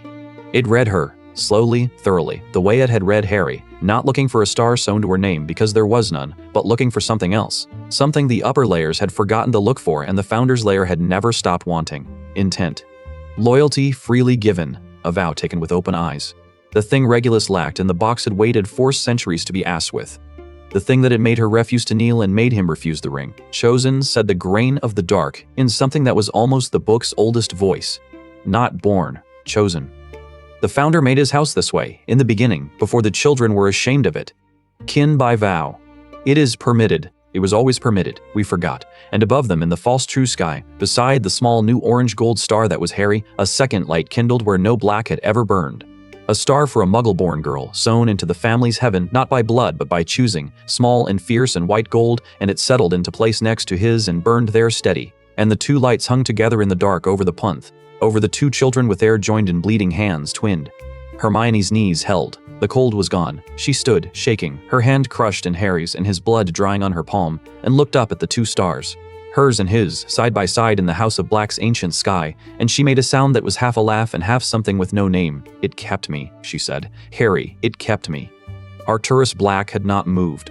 He stood at the edge of the starlight where he had stood the whole time, and he was looking up at the 2 new stars, Harry's, and the impossible second one beside it, and his bare hand was pressed flat against his own chest, holding something that had waited 60 years to get out, and when he finally spoke his voice had lost the last of its dryness and did not, for once, try to find it again. 400 years, he said. 400 years we burned them out. Every Muggle-born who married in, every strand that wasn't pure, we fed to that book and called it cleansing, and told ourselves the book demanded it, that the house's own deepest magic required the burning. He was not looking at the children now.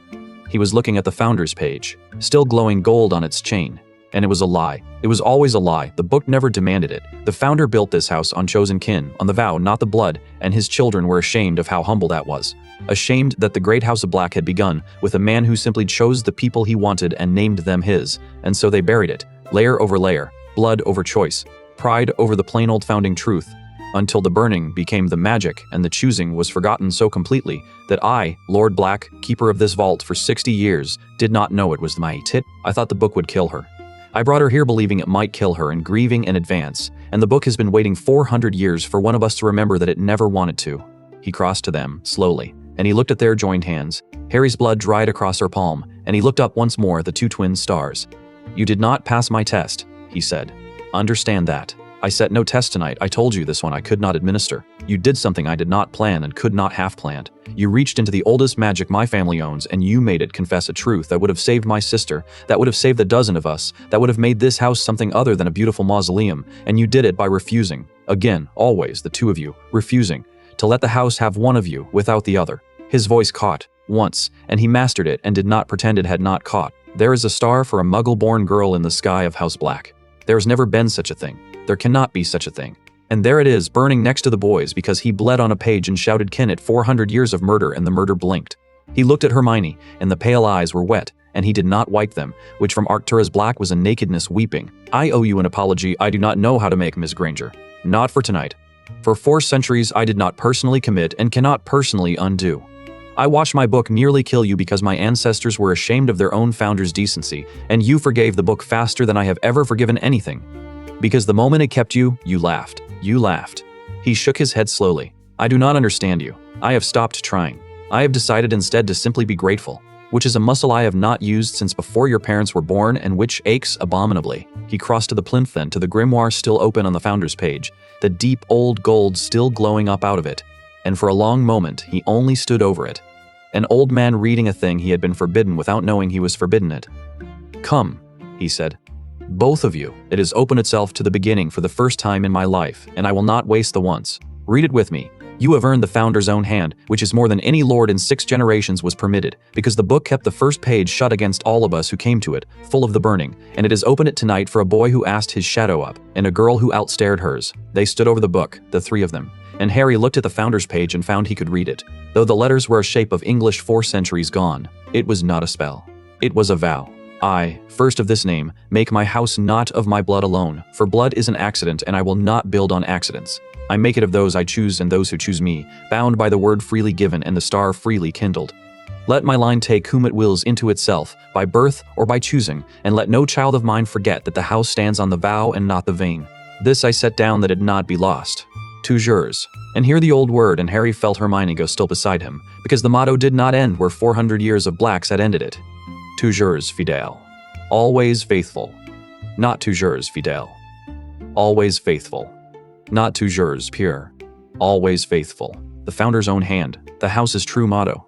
Buried under a lie its ashamed descendants had swapped in a single word and enforced with fire ever since. Faithful, Arcturus said, and his voice was not steady, and he did not try to make it so. Not pure. Faithful. Some grandson of the founders, ashamed that his house was built on so humble a thing as keeping your word, changed one syllable and murdered on the strength of it for 4 centuries. We have burned Muggleborns off that tapestry in the name of a motto the founder never wrote. To guard a purity he explicitly refused, and the book knew, the book has known the whole time and kept the true page shut against us because none of us came to it faithful. We came to it proud. He set his bare hand flat beside the founder's vow, not on it, beside it, the way a man stands beside a grave he has no right to touch. 60 years I have kept this vault. I could have opened this page any night. It would not open for me. It opened tonight for the 2 of you because you were the first in 400 years to arrive, keeping faith with a person over the house, and that is the only key the first of my name ever cut. He looked up at their 2 stars, always faithful. It gave a Muggle-born girl a star because she was faithful, and that is exactly, precisely, to the letter, what the founder built this house to do, and my family has spent 4 centuries in a great deal of innocent blood pretending otherwise. Hermione had not taken her eyes off the founder's page. When she spoke, her voice was low and unsteady in a way Harry had heard from her exactly twice before. Both times there were things too large to be argued with. Do you understand what this means for every name you burned? She said. It was not quite a question.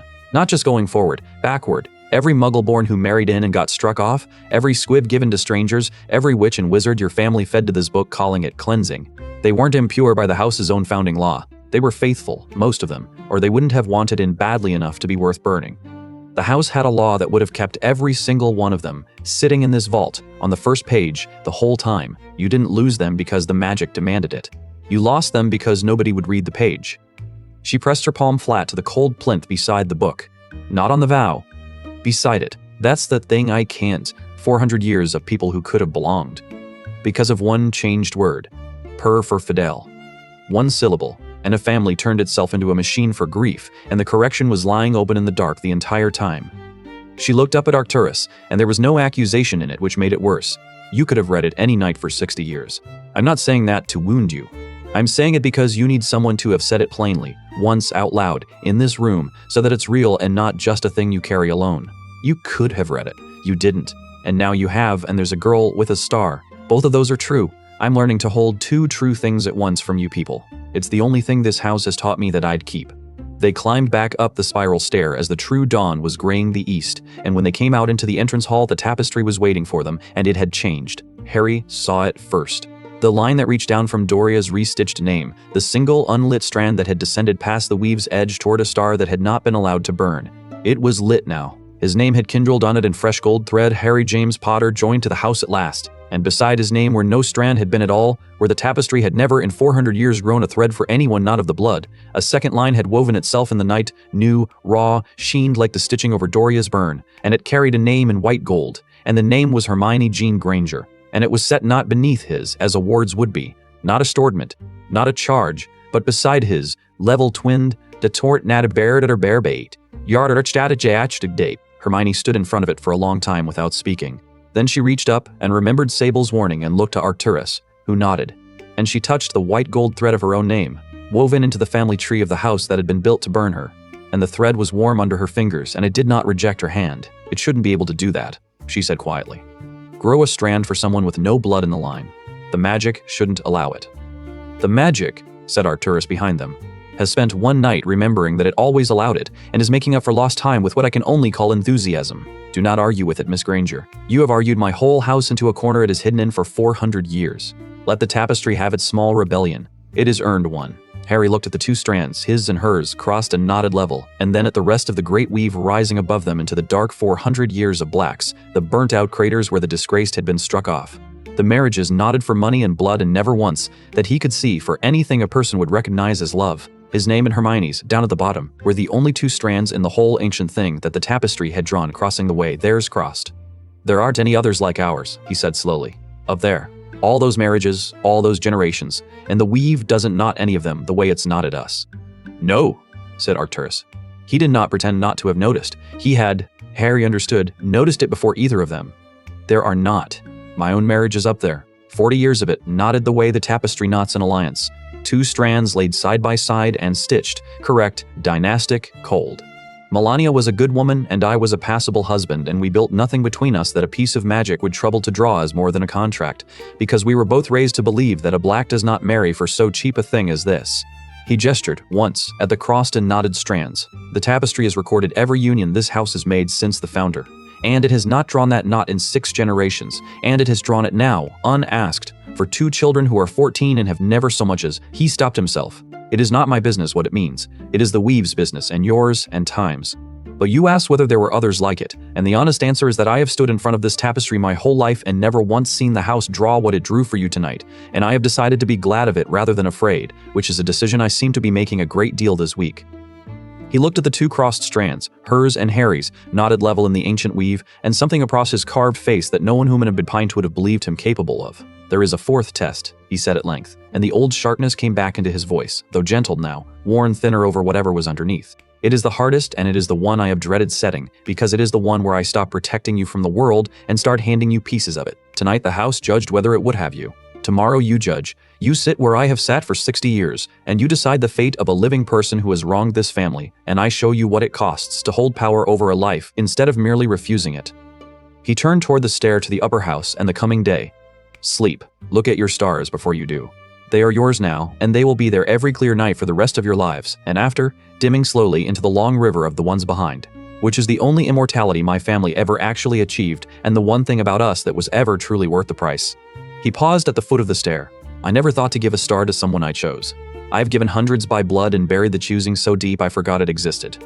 You two dug it up in a single night. He did not look back. Good night, or good morning. The house keeps its own time, and this morning, for the first time in 4 centuries, it is keeping a brighter one. They did not go straight up to the rooms. There was a window on the half-landing, tall and old and facing east, and the true dawn had not quite won yet, and a few of the strongest stars still held against the graying sky, and Harry stopped there without meaning to, and Hermione stopped with him, and they looked for their own. There, she said, finding it before he did, of course, low in the west, holding out against the light, 2 points close together, one orange gold and one white gold, that no chart had ever carried and no astronomer would ever explain, burning side by side above the Wiltshire Downs. That's us. That's actually us. Harry, there are 2 stars in the sky that weren't there yesterday, and one of them is a Muggleborn's and the other's yours. And there, she stopped. Her hand had found his again. He had stopped counting which of them reached first, because it had stopped being a thing that had a first. I keep trying to be sensible about it. I keep failing. I got a star tonight. The House of Black tried to burn me out by the roots, and instead it gave me a star, because you bled on a book and shouted that I was yours. Kin, Harry said. I said kin. You said mine first. She was not looking at the window now. I heard it. Before you said kin, you said she's mine. I'm not making it into more than it was. I know you meant it the way you'd have meant it about Ron, about anyone you throw yourself in front of, but the book didn't. The book grew me a strand beside yours, level, knotted the way it knots. She did not finish. It made a choice about what we are. Magic 400 years deep looked at the 2 of us and decided we were the kind of bond it only has one way of drawing. And I don't know what to do with that, so I'm telling you about it instead, which is what I do. Harry looked at the 2 stars, hers and his, close together in the last of the dark, and he thought about a candlelit room and a moor and a book. 3 nights of an old man trying to find the price that would move them, and never finding it because the price was always each other and neither of them would pay it. I don't think we have to do anything with it tonight, he said. It's not going anywhere, it's a star. It'll be there when we're old and it'll be there after, dimming into the river of the ones behind, he said. We've got. He stopped, because time was a strange word to say standing in a house at the edge of a war, but he said it anyway, quietly, meaning it. We've got time. Let it be what it is for now. I'm not going to pretend I don't know what the book drew. But we're 14 and there's an old man upstairs who wants to hand us a war, and I'd rather just stand here a minute with you. And our stars, before any of the rest of it. She leaned her head against his shoulder and he let her. And they stood at the east window while the last 2 stars held, and then, one by one, gave way to the morning. Hers going last, white gold and stubborn. Exactly as he would have guessed. Then it too was lost in the light, and the day came up over the downs. And somewhere above them an old man who had learned in one night that his whole house was built on a word his family had murdered, to forget lay awake beneath a ceiling of dead stars, and did not sleep, and was, for once, not sorry to be awake. Chapter 3. End. Chapter 4. The Test of Judgment. Today you are not the ones on trial, Arcturus said. Today you hold the gavel, and a man's whole life is the thing in the balance, and I am going to watch what the weight of it does to your hands. He had them dressed for it. That was the first strangeness of the morning. Sable came at dawn with clothes, real robes, black and severe and cut for adults. A lord's robes altered in the night to fit 2 14-year-olds, and Harry stood in front of the glass and did not know the person who looked back. Beside him, Hermione turned once, testing the weight of the thing, and her face in the mirror had gone to the careful stillness she wore before she said something that mattered. He's making us look like judges, she said, before he tells us what we're judging, so that whoever's brought in front of us sees the robes first and the children second. It's stagecraft. He wants us to feel the costume change who we are. She smoothed the black cloth down. The question is whether he's right that it will. Does it? Harry turned from the glass to look at her directly, because it seemed suddenly important to ask before they went down. Change who you are, wearing it. Hermione considered the question honestly, which was the only way she considered anything. A little, she admitted. Which is exactly what worries me. I put this on and part of me stands up straighter and thinks I could get used to being listened to. And I spent 3 years being the girl no one listens to until it's too late and she's already right. So there's a hunger there, and he'll have counted on the hunger, because he counts on everything. She met Harry's eyes in the mirror. That's the thing to watch today, not whoever they bring in. Us. The moment the robes start feeling good, the moment being obeyed feels like something we deserve rather than something we're borrowing. That's the moment we've started to lose, and we probably won't feel it happen. Because he told us himself, the house works a degree at a time too slow to feel. She turned from the glass. So do me a favor. If you see it in me today, if I start enjoying it, say so. Out loud, however badly it lands, and I'll do the same for you. When have I ever not told you when you were being unbearable? Harry said, and got the ghost of a real smile out of her, the first of the morning. And it steadied them both more than the robes had unsettled them. The hall he took them to was one they had not seen. It lay behind the door at the dark end of the dining room. The one that had not been there their first night, and was there now, and it opened on a chamber built for exactly one purpose. A raised seat at the head of it. Not a throne, a judgment seat, hard and high and made to be uncomfortable, because the house did not want its judges at their ease. Below it a floor of bare stone with a single iron ring set into it. Around the walls the ravens again, and between the ravens carved deep words in the old tongue that Harry could now half read, and among them, over the seat itself, the true motto, restored in fresh-cut letters where an older lie had plainly been chiseled away in the night. Toujours fidèle. I had the mason in at 3 this morning, Arcturus said, following his look. 60 years that stone said purr, and I could not sit under it for one more judgment now that I know what the founder wrote. Small vanity of a dying man. Indulge it. He climbed to the seat, slowly, and did not sit in it. He stood beside it, one hand on its cold arm, and looked down at the two of them in their borrowed robes. Sit, both of you. There is room. It was cut wide, in the days when this house judged in pairs and threes, before we grew too proud to share even a verdict. Sit, and I will tell you what you are going to decide, and then I'm going to give you my authority. Actually give it in the old way, with the old words, so that whatever you rule this morning is not a game. It is law. It will happen to a living man, and it will be your doing, and there will be no taking it back and no old man stepping in to soften it. That is the test, not whether you can be clever about someone else's life. Whether you can bear to be right about it, when right has a price and the price is paid by a person standing in front of you. He let them look at the hall a while before he went on, and when he did his voice had dropped into the register Harry had come to think of as his teaching voice, cold and exact and stripped of everything but the fact of the matter. Understand what the seat is, because the ministry does not, and that ignorance is half our power. When the Wizengamot was founded, the great houses gave up the right to judge their own, all but a handful. The oldest, who were too strong to be made to. Black was one. To this day, by a treaty no living minister has read, the House of Black may try and sentence its own blood under its own law, and no Auror may cross my threshold to prevent it, and no appeal runs from this seat to any court in Britain. It is the last piece of true sovereignty left in private hands in this country. and it is why men who despise us still answer our letters. When you rule from that seat this morning, there is no one above you. Not the minister, not Dumbledore, not me. Once I have given you the authority. I made the gift revocable, but I did not make it appealable, which are different things, and the difference is the whole weight of it." He looked between them. Most people, handed that, become drunk on it inside an hour. It is very pure, the feeling of a power that answers to no one. It is the feeling my whole family drank itself to death on. I want to see what it does to the two of you before I decide whether to let you keep it. A man will stand on that stone and his life will be entirely in your hands, and no one anywhere can overrule what you decide, and I will be watching not the verdict but your faces while you learn what that is like. Now, enough warning. Warning is the last refuge of a man delaying a thing he dreads, and I have dreaded this test more than the others, for reasons that will become plain. The authority was given with blood because everything in that house was.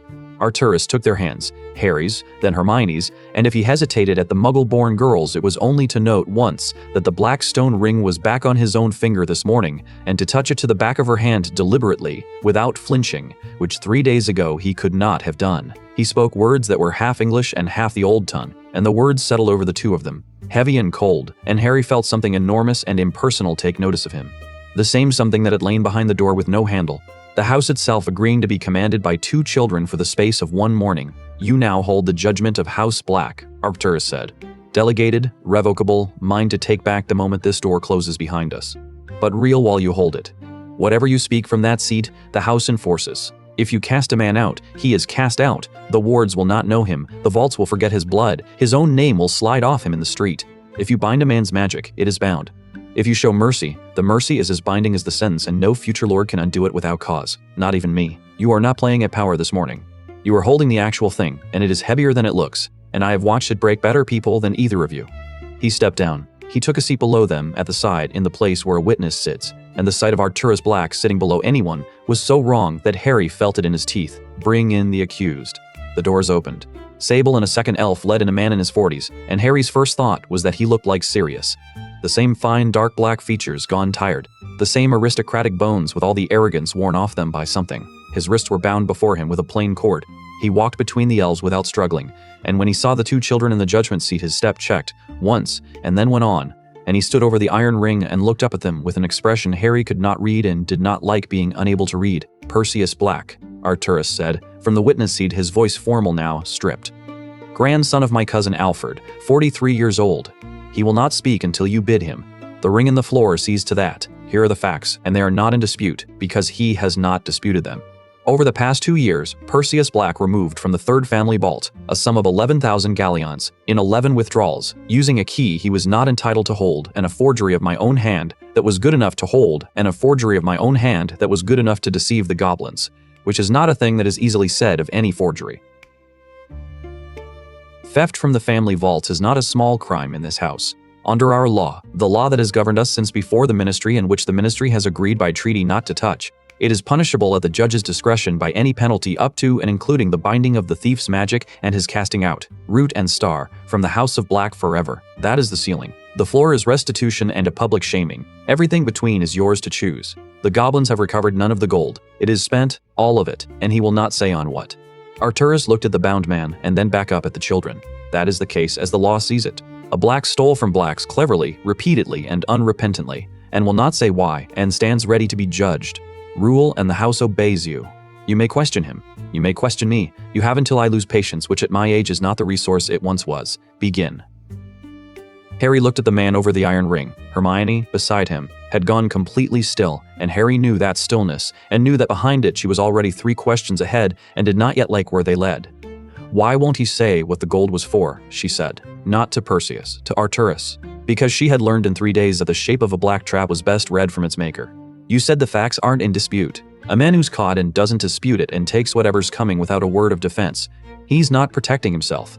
You don't stay silent to protect yourself. You talk, you plead, you explain. You stay silent to protect someone else. He's not refusing to explain the theft. He's refusing to name who he stole for." She turned to the bound man for the first time. "Aren't you?" Arcturus lifted a finger, and the ring in the floor released its hold, and Perseus Black could speak, and for a moment did not, and only looked up at the girl in the oversized robes, with the beginning of something on his worn face. "You're the Muggle-born," he said. His voice was low, cultured, exhausted. He brought a muggle born to judge me. Of course he did. A sound that was not quite a laugh. I won't name who I stole for. You can bind my magic and cast me out and I still won't, so you may as well save us all the theater and do it. That's my defense, judges. I have none. I did it, I'd do it again, and I won't tell you why. And I'm not sorry. Get on with it. It took Hermione 20 minutes to break him, and she did it without raising her voice once. She did not ask him who. She had understood, Harry saw, that who was the one door he would die holding shut, so she stopped pushing on it and started walking around it. She asked about the vault, which one, the third, and what was kept there, and Arcturus answered that the third vault held the house's least watched assets, old dowries and lapsed legacies, the sort of gold no one counted because no one expected anyone to dare. She said of nothing, and she nodded as though the silence were an answer, which it was. She asked how long he had been a member of the family in poor standing, because a man doesn't forge the Lord's hand on a whim. He does it when he's already decided the house is against him, and Perseus's jaw worked, and he said, at last, that he had been out of favor for 11 years, since his wife died, since he had stopped coming to the family gatherings, since he had stopped Termally and Thurby, since he had removed my household from the notice of this family as fairly. Your household, Hermione repeated. You have a child. The bound man went white.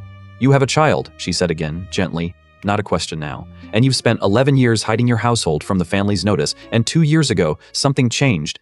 Something that cost 11,000 galleons over 2 years in payments, because that's what this is, isn't it? It's not spending. It's paying. 11 withdrawals like 11 installments, and you'd let them bind your magic before you'd say the child's name in this room. Her voice did not rike. Someone found out something about your child. Something that, under the law this house is about to judge you by, would be worse for the child than losing you.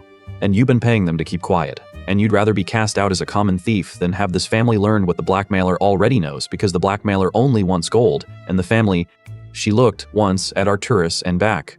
The family wants purity, and there are things this house does to children who aren't pure that are worse than anything a blackmailer would dare. Perseus Black made a sound, and it was terrible, and he did not answer, and the not answering was the whole confession.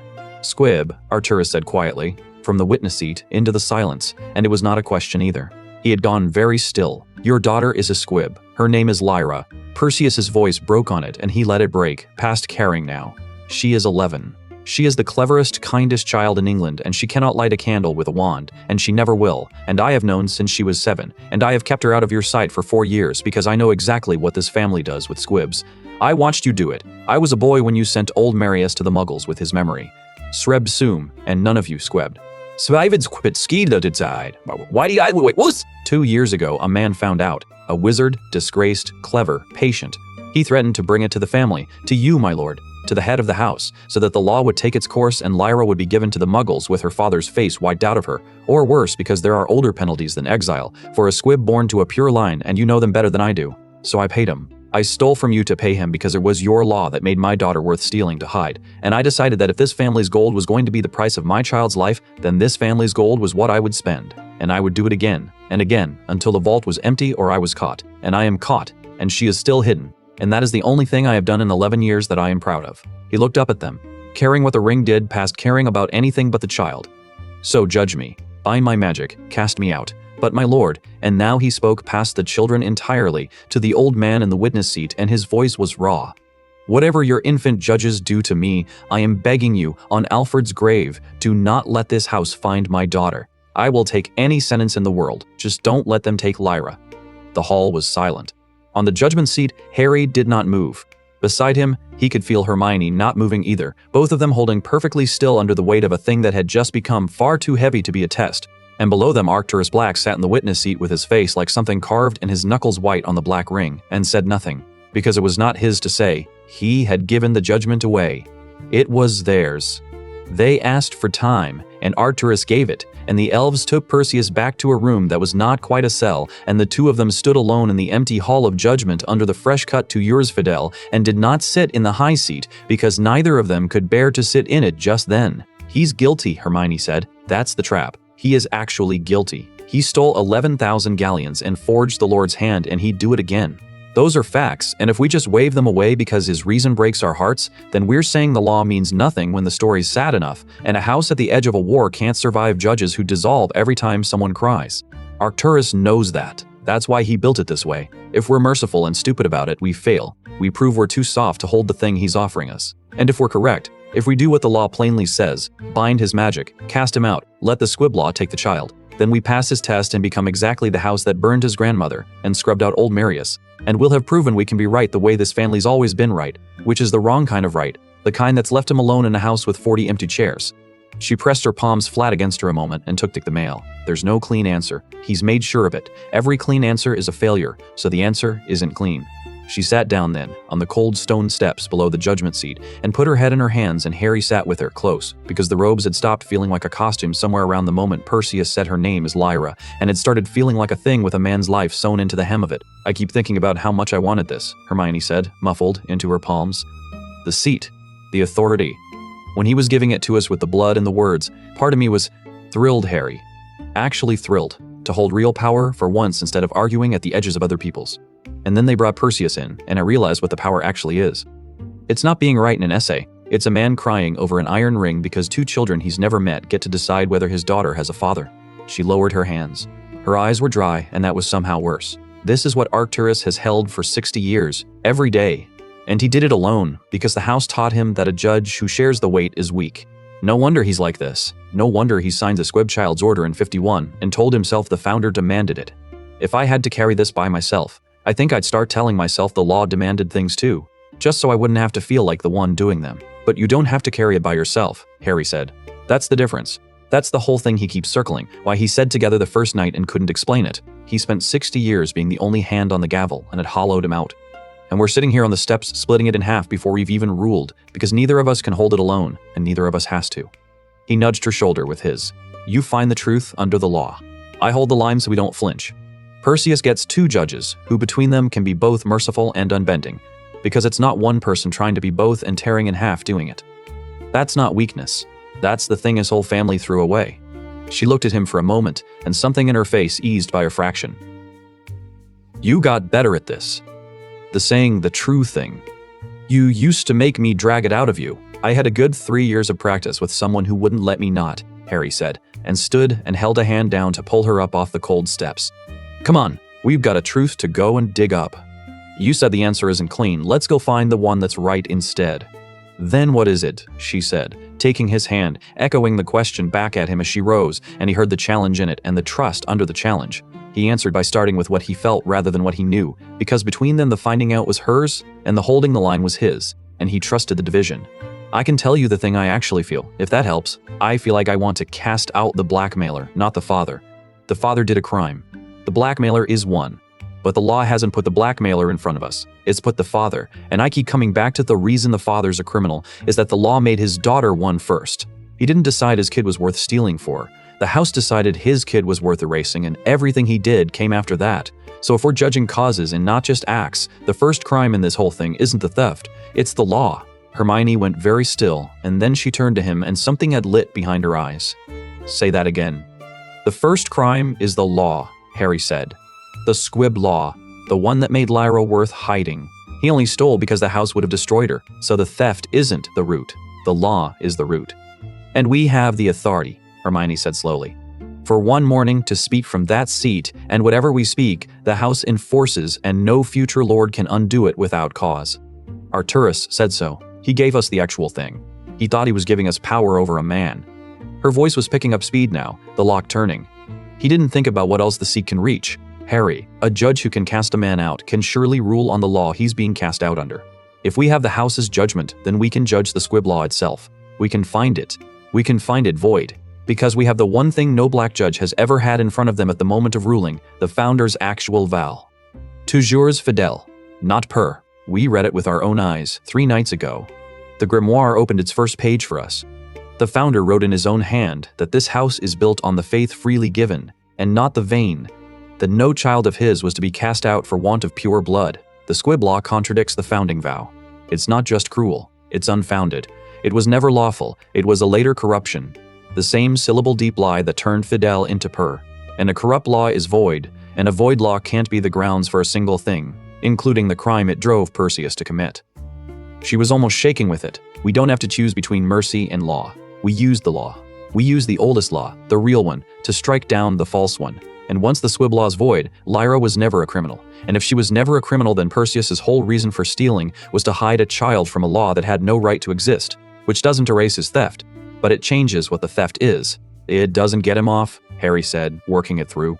He still stole. We can't pretend he didn't. You're right, that guts the whole seat if we do. But we can rule on the theft and the law at the same time, Hermione said, and make the sentence fit the truth instead of the statute. He's guilty of theft. He makes restitution. Not gold he doesn't have, but service, his life bent to the house's actual use.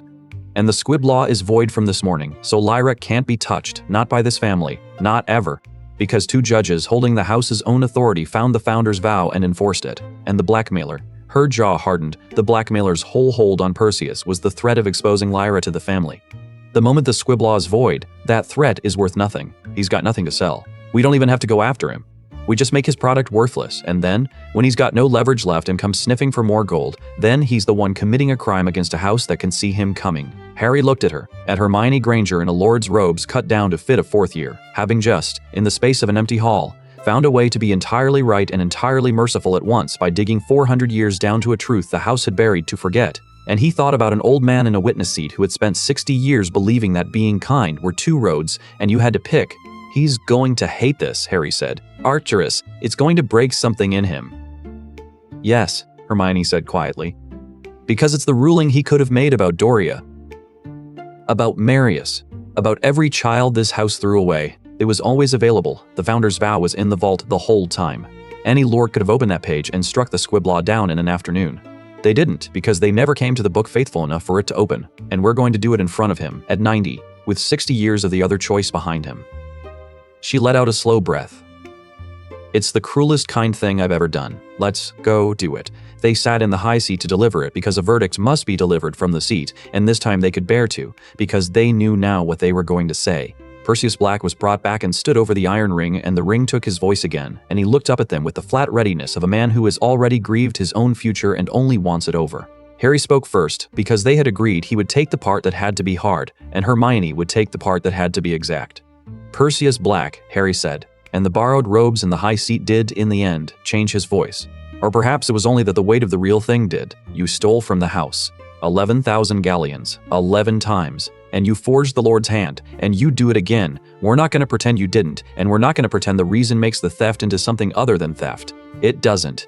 You're guilty. The seat finds you guilty of the theft, plainly, on the facts, and there's a price for it, and you're going to pay it. He let that land, let the men brace for the fall, but we're not going to bind your magic, and we're not going to cast you out, and here's why. And you're going to want to sit down for the why, except the ring won't let you, so just listen. Hermione took it up, and her voice was the clear, precise, unhurried voice she used when she was reading Law Under Fire, and every wizard in that hall, including the one in the witness seat, went silent under it. The reason you stole, she said, was to hide your daughter from the squib law of this house. So before we sentence the theft, this seat has ruled on the law that caused it. 3 nights ago, the Grimoire of House Black opened its first page to us, the founder's own hand, which has not opened for any lord in 6 generations. We read the founding vow. And the founding vow says, in words we can produce and the book will confirm, that this house is built on faith freely given and not the vain, that no child of the founder's line is to be cast out for want of magic or purity of blood, and that the house's true motto is not toujours pure but toujours fidèle, always faithful. The squib law contradicts the founding vow at its root. It is not merely cruel, it is unfounded. It was never lawful, it was a later corruption, and a corrupt law is void, and this seat, holding the full delegated judgment of House Black, finds the squib law of this house void, from this morning, retroactive to its origin, with the founder's own vow as its cause, which means no future lord can undo our finding, because it rests on a law older than any of them.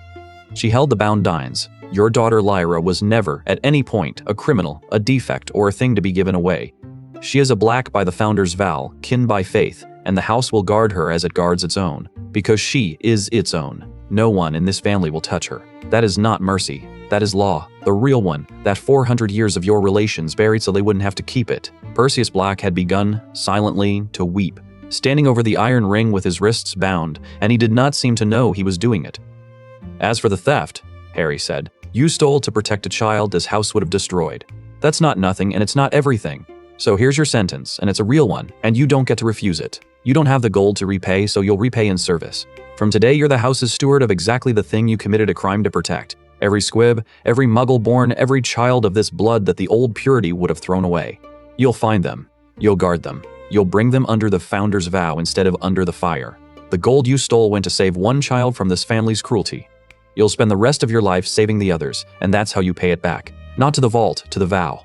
You broke the house's law to keep faith with your daughter.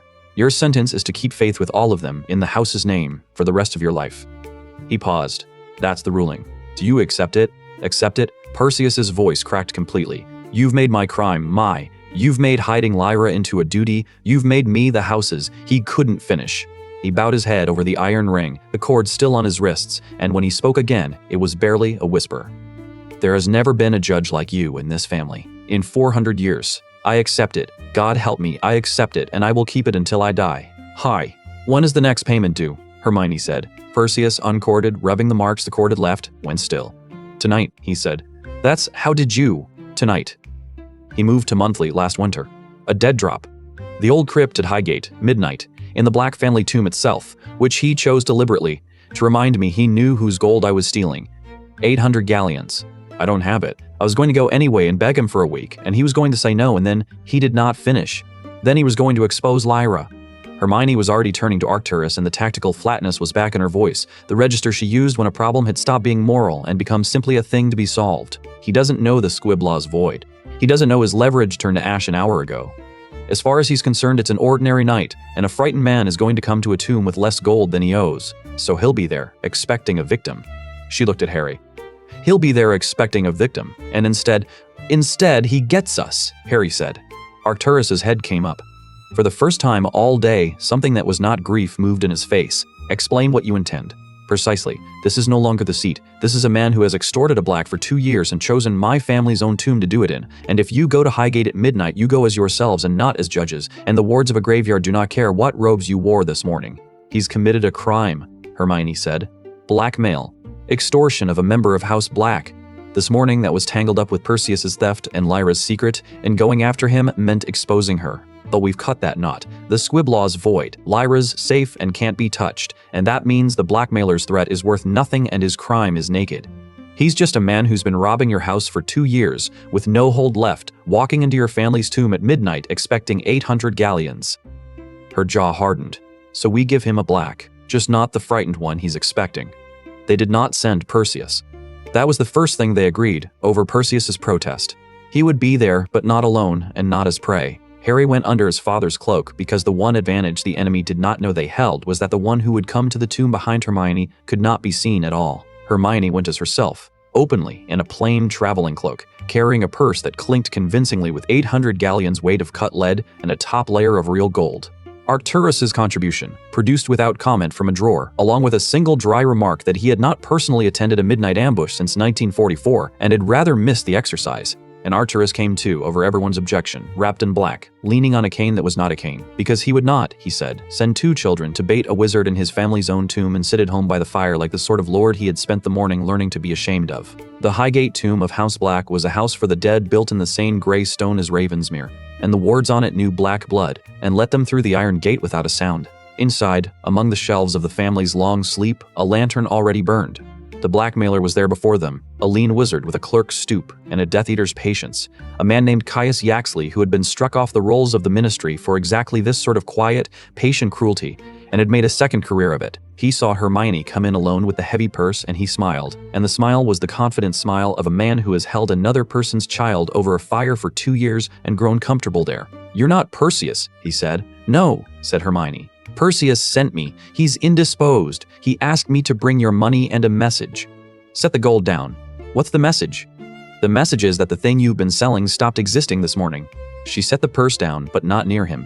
She set it on a stone shelf between 2 dead blacks, so he would have to come to it, into the middle of the tomb, away from the door. There was a law in this house that said a squib child could be cast out. That's what you've been threatening Perseus with for 2 years. Expose Lyra, and the family destroys her. That law was found void this morning by the judgment of House Black. Lyra Black is under the founder's own vow now, protected, untouchable. You can shout her name from the top of the ministry and nothing will happen to her, because there's no longer any law for you to invoke. She watched him, which means you're not a man holding a secret anymore. You're just a man who extorted 11,000 galleons from House Black over 2 years, standing in the middle of the Black family tomb with no leverage, having come here tonight to commit the crime one more time in front of witnesses. Yaxley's smile did not go all at once. It went in pieces as he understood her, and his hand moved for his wand. And Harry, who had been 3 feet from his elbow the whole time under the cloak, put the point of his own wand against the man's throat out of thin air. And Yaxley froze with a stranger's voice at his ear saying very quietly, "Don't." The witness is, said Arcturus Black, stepping out of the dark between the tombs of his ancestors, unwrapping the black cloth from his face, and his voice in that place was the voice of the man the whole country flinched from, are the lord of this house, and the two heirs who found your victim innocent this morning and will find you guilty tonight. You have extorted my family, Mr. Yaxley, in the bed of my family's dead, and you chose this place to do it because you thought it would frighten a broken man. It was a poor choice. There is no ground in England where I am stronger than standing among my own bones. He came forward, and the dead lantern light caught the black ring back on his finger. You will return every galleon. You will do it because the alternative is that I hand you to the goblins for the forgery you helped a desperate man commit, and then to the ministry for the extortion, and then when they are finished, to me. And the founder's vow protects the house's children, Mr. Duff. Yaxley. It says nothing whatever about the house's enemies. You have until dawn to decide whether you would rather be poor or be my business. I would think quickly.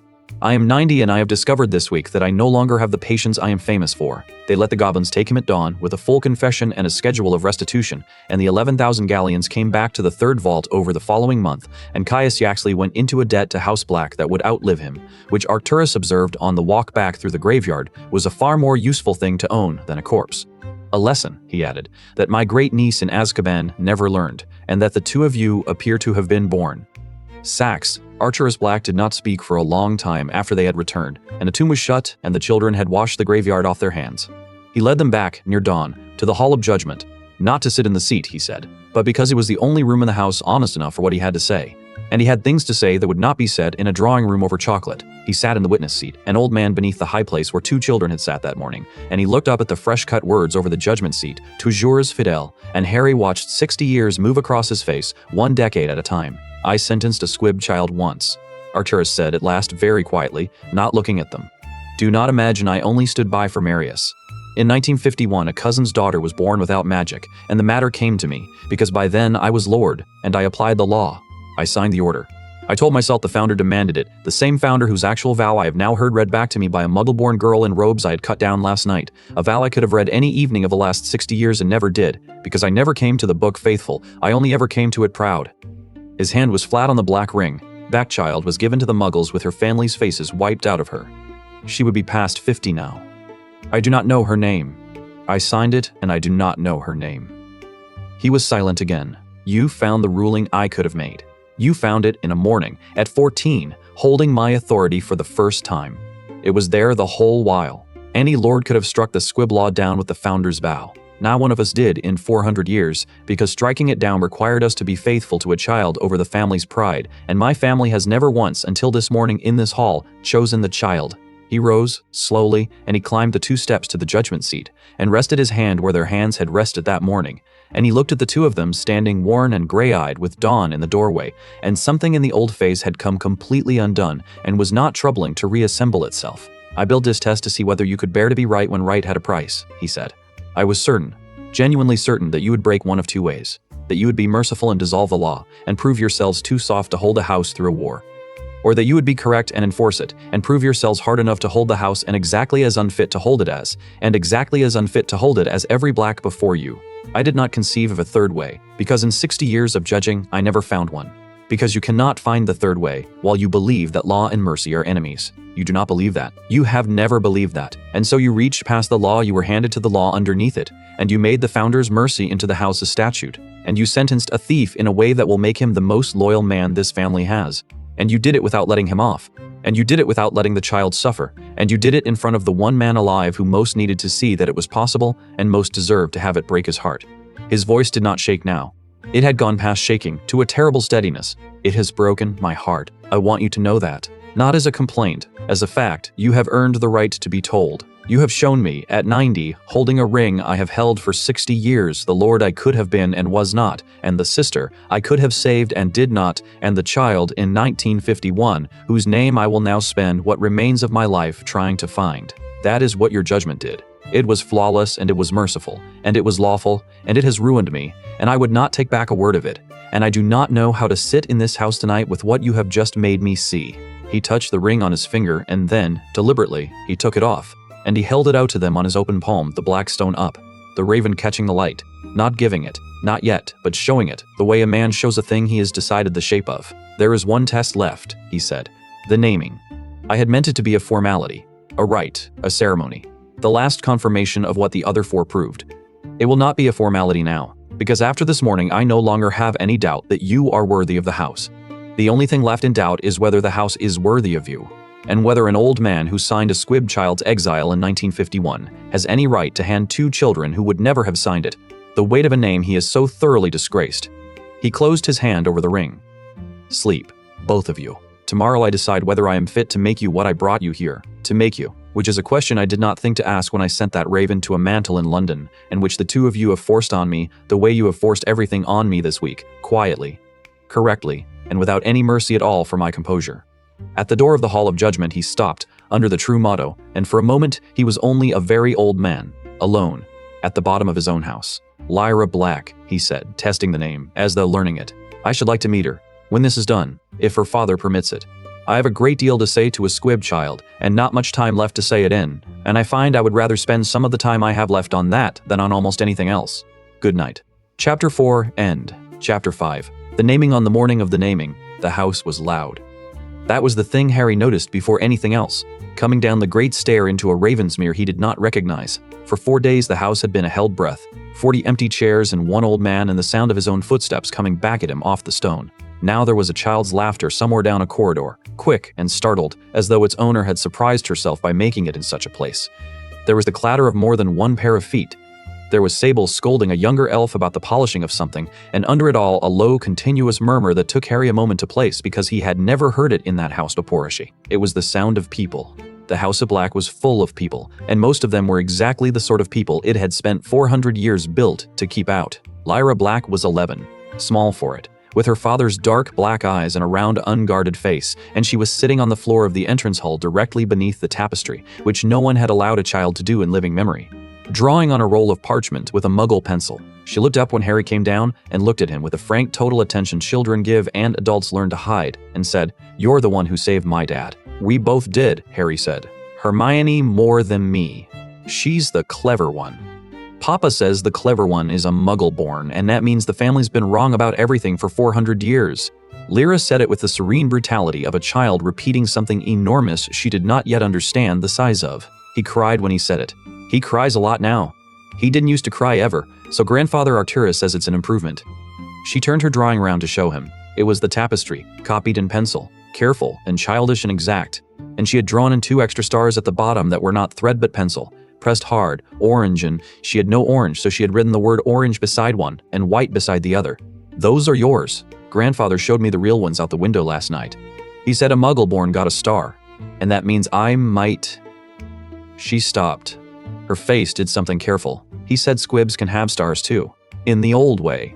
The faithful way. He said no one ever told him that, and it turns out it was always true." She bent back over her drawing. "I'm putting one in for me. I don't know what color yet." Harry crouched down next to her on the floor of the House of Black, under 400 years of a family that would have erased this child without slowing down, and looked at her drawing for a while, and did not trust his voice for a moment. "Green," he said when he had it back. "You should make yours green. It's the house's color, the real deep one in the tapestry. It'd look right next to the others."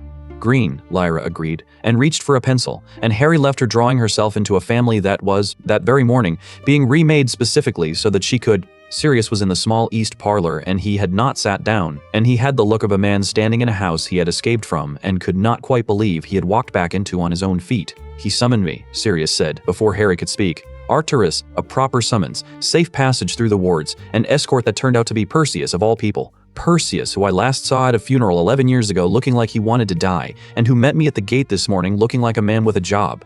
He raked a hand through his hair. "Harry, there's a squib child drawing on the floor under the tapestry. There's a muggle-born who's apparently about to be named heir to the most blood-proud house in Britain.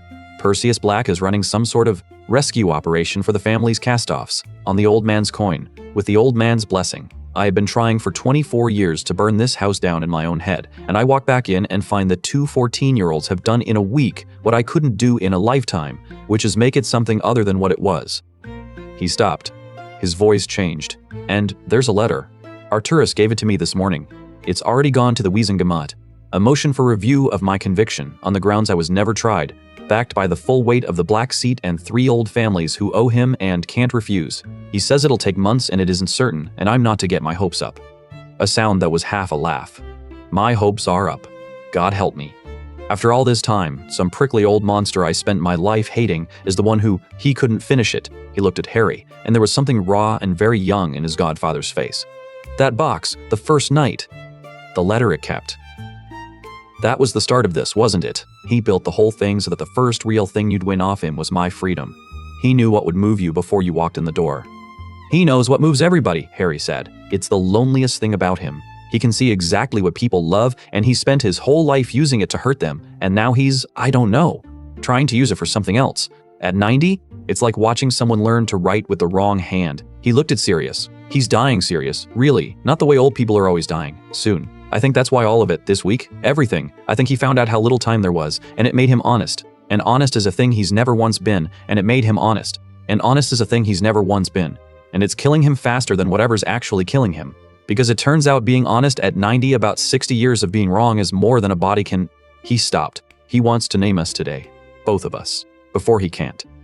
Arcturus was in the observatory at the top of the house, and he was not looking through the great brass telescope but sitting beside it with a shawl over his knees that he would have dyed before letting anyone see a week ago, and he did not turn when they came in. There is a question I have not asked you, he said, to the window to the morning sky where their stars were somewhere invisible behind the daylight.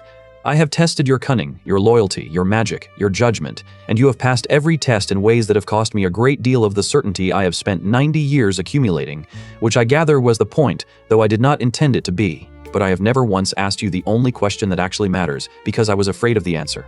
And I am done being afraid of answers. It is a luxury I can no longer afford. He turned the chair slowly and faced them, and the morning light was unkind to him, and he let it be. Do you want it? Neither of them answered at once. Not do you want the power, he said. Everyone wants the power. It means nothing. I mean the thing underneath. The House of Black is 400 years of pride and murder and beautiful cold magic, and 40 empty chairs and a tapestry full of people who were burned off it for the crime of loving wrong, and a vault of gold with blood in the grain of it, and a seat that answers to no one, and a name that makes this whole rotten country flinch. It is a great and terrible inheritance, and it has destroyed every single person who has ever held it. Myself not least, and I am proposing to hand it to 2 children who are 14 years old and who are, as far as I can tell, the first 2 people in the history of my family who might actually be worth it, and it will try to destroy you too. It will not stop being what it is because you are good. It will work on you the way the Moor worked on the boy and the book worked on the girl, a degree at a time, too slow to feel, and one morning 40 years from now you may find you have become the thing you spent a week refusing to be, because that is what this house does. It is very patient, and it has done it to better than you. His hands were folded on the shawl, so I'm asking, with my eyes open, and I want you to answer with yours open. Knowing all of that, do you want it? Because if you do not, if you want to walk out of Ravensmere this morning and let the whole cursed edifice die with me, which it will, cleanly, and go back to being children, I will not think less of you. I will think more. It is the wiser choice by every measure I have. Speak. It was Hermione who answered, and she did not answer quickly, and Harry watched her take the question apart the way she took everything apart, all the way down. No, she said. Not the way you're asking it. We don't want it. The thing you just described. The pride and the murder and the flinching. Nobody sane would want that, and if we said we did, you should throw us out, because it'd mean the house had already got to us. She stepped closer to the old man in the chair, but that's not the only thing it is anymore. You keep describing the house like it's fixed, 400 years of murder, and we'd either die refusing it or die becoming it, but we've spent a week proving it isn't fixed. The box opened because we asked it. The Moor let Harry cross because he thought instead of forcing. The book grew me a star because he named me kin. The founder's vow was in the vault the whole time saying faithful, not pure. And the second we read it out loud, the squib law was void, and a child's downstairs drawing herself a green star. None of that was the house destroying us. That was us changing the house. So, she held his eyes. You're asking, do we want to inherit a curse? And the answer's no. But do we want to inherit the thing we've been turning it into all week? A house that keeps faith instead of blood, that guards its cast-offs instead of burning them, that a squib child can sit under the tapestry of and belong to. Do we want to take that and spend our lives making sure it stays that and doesn't slide back into what it was the moment you're gone? She glanced at Harry, and he gave her the small nod that meant yes. Say it. I'm with you. Yes, we want that, with our eyes open, knowing it'll fight us. That's not the same as wanting the curse. It's wanting to be the ones who hold the curse down. Arcturus Black looked at her for a long moment, and then at Harry. And something moved through the old face that had nowhere left to hide because he had stopped hiding it days ago. You have answered a question I have carried for 60 years, he said, which is whether the house was worth saving or only worth ending. I had decided it was only worth ending. I brought you here half meaning to let you prove it, so that I could die certain and be spared. And instead, you have told me it was never the house that was cursed. It was what we chose to make it every generation, when the founder had left the choice open the whole time. He set the shawl aside and stood with effort, and would not take the arm Harry offered, though he acknowledged the offering with a glance that was its own kind of thanks. Then we had better do it properly and quickly, while I can still stand for it. There's a great deal to arrange, and I have, by the healer's generous estimate, somewhat less time than it will take to arrange it. So we will simply have to be efficient, which my family has never been about anything that mattered. At the door, he paused. One thing first. Before the right, Ms. Granger. He did not look at her. He looked at the middle distance, which was where he put things that cost him. The offer I made you on the second day, your parents' lives, guaranteed by this house. I made it a trap that time. The price was your knee, and you were right to refuse it. I am making it again now, and there is no price, and there is no knee. The wards will go up on your parents' house this week, whether or not you are named anything, whether or not you ever speak to me again. Because I should have offered it that way the first time and did not. Because I did not yet know how to give a thing without buying something with it. Your mother and father will be safe. That is not a test, and it is not a bargain. It is the nearest thing to an apology I have left the time to make. And he went out before she could answer, because, Harry understood, he could not have borne to watch her face while she took it in. He gave them the inheritance itself in the afternoon, before the rite, in the ledger room where he had once offered Hermione her parents' lives for the price of her knee. There was no offer in it this time. There was only the plain, terrible arithmetic of what they were about to hold, laid out on the green leather desk in Croker's precise hand, and Arcturus's own. And the old man went through it line by line because, he said, a person who inherits power without understanding its shape is not an heir but a hostage, and he had not spent a week making them worthy of the house in order to hand them a weapon they could not see the edges of. The vaults first, because gold is the least of it and therefore the easiest to understand, he said. The main black vault at Gringotts holds, at last count, a little over 4 million galleons in coin, and roughly twice that again in goods the goblins will not value because they predate the goblins' own arrival, and there is no market for things that cannot be sold without ending 3 families. That is the vault everyone knows about. There are 6 others. One of them you have already met. The third, that Perseus emptied a corner of. It holds the lapsed legacies. One of them the goblins do not rent, do not insure, and will not discuss, because it was cut before their people came to Britain, and what is in it is not gold, and I am the only living person who has opened it, and I will tell you what is in it tonight, after you are named and not one moment before, because it is not the sort of thing a person should, and then be given the choice to remain and not one moment before. Because it is not the sort of thing you will be past refusing by then. That is deliberate. He turned a page. The seat. There are 12 seats on the Wiesengemot that predate the ministry and cannot be abolished by it. Black holds one. It is not a vote, or not only a vote, it is a veto over certain classes of legislation that has not been exercised in 90 years because I have not needed to exercise it, and the mere fact that it exists has shaped every law touching the old families since before your grandparents were born. When you are named, that seat is yours, jointly, which has never happened, and which will cause the Wiesengemot a degree of constitutional distress that I confess I am looking forward to from beyond the grave. You will be, between you, the youngest holders of a founding seat in the history of the Wiesengemot by some 50 years, and there will be men 3 times your age who will smile at you and call you children and try, very gently and very persistently, to vote your seat for you. Do not let them. The seat answers to the blood and the vow, not to the age, and the first time you allow an adult to speak for it because you are young, you will have begun to lose it. He went on. He told them of the properties, Ravensmere and Grimmauld Place, and 4 others that were not on any map, and could not be, hunting lodges and a house in Prague and an island off the west coast of Scotland that appeared on no chart, because a black in 1710 had persuaded it not to. He told them of the debts, not gold owed, but favors, obligations, the long ledger of families who owed House Black things they would rather die than have made public, and he named some of the families, and both children went quiet, because they knew the names, because everyone knew the names, because everyone knew the names, and several of them were names that sat at the right hand of the man who had tried to kill Harry as a baby. Yes, Arcturus said, watching them understand. That is the true weight of it, and it is why I did not simply leave you gold. Half the old families that will follow the Dark Lord when he returns, and he will return. I have felt it coming the way I feel the winter in my hip. Half of them owe this house debts older than their loyalty to him. You will not be able to make them good. But you will be able to make them hesitate at the moment hesitation matters, and a war is often only the sum of who hesitated at the right moment. I am not handing you a fortune. I am handing you a lever under the floor of the enemy's own house, and the knowledge of exactly where each of them keeps the thing they cannot afford to have known, and I am trusting you, a muggle-born girl and a boy raised in a cupboard, to use it better than the pure and the proud used it, which was not at all, because the pure and the proud were on the wrong side. He closed the ledger. That is your inheritance. 4 million in coin, a veto over the law, 6 houses and an island that hides itself, a vault the goblins fear, and the private shames of 24 families who will decide the coming war. It has destroyed everyone who ever held it. I am giving it to two 14-year-olds who read a poison deed on their first night and would not sign it.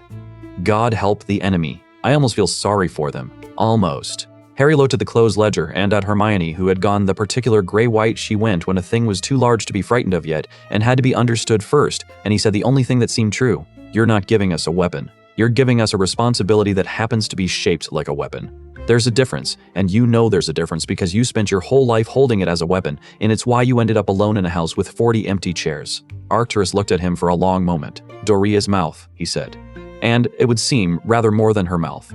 Yes. That is exactly the difference, and you have named it in a sentence, and it took me 90 years to feel it, and I still cannot say it as cleanly as that. Hold it as a responsibility. The day either of you feels it start to feel like a weapon in your hand, light and eager, and yours, that is the day the house has begun to win, and you must tell each other, at once, out loud, and take it back together. Never. And he stopped himself, and almost smiled, the nearest he came all week. But you know the 3 words now. I have said them enough.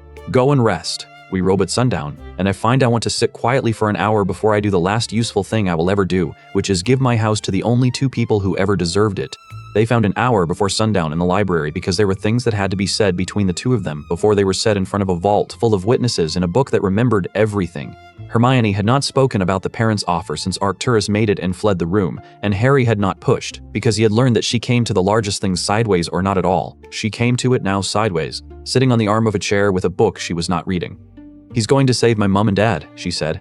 No price. He just decided to, and made it not a bargain. And then ran away so I couldn't turn it into one by thanking him.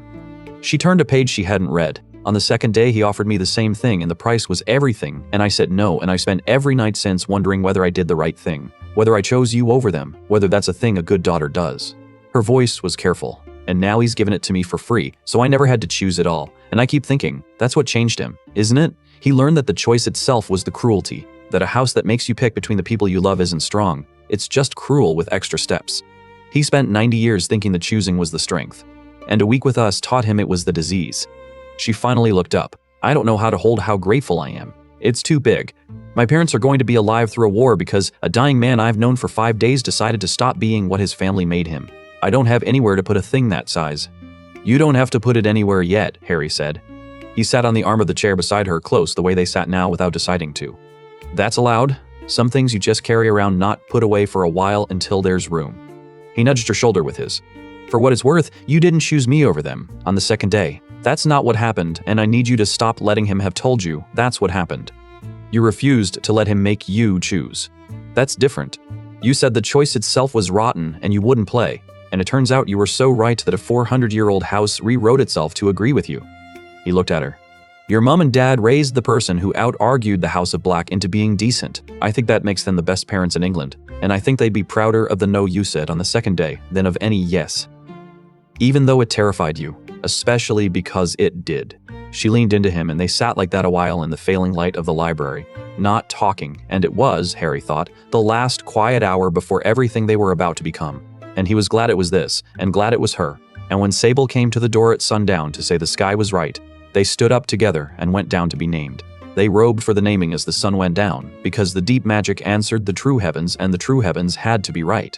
The whole strange household came down into the star vault, which no one but a lord had entered in, living memory, and which now held a fugitive, a muggle-born, a squib child, a reformed thief, and a very old man who leaned, at last, on Perseus's arm, and let himself be seen to lean. The false true sky closed over them. The actual night brought down through 700 acres of chalk, and among the stars Harry found the 2 that were his and Hermione's, low and close and burning. And beside them, he had not noticed it before, or it had not been there before.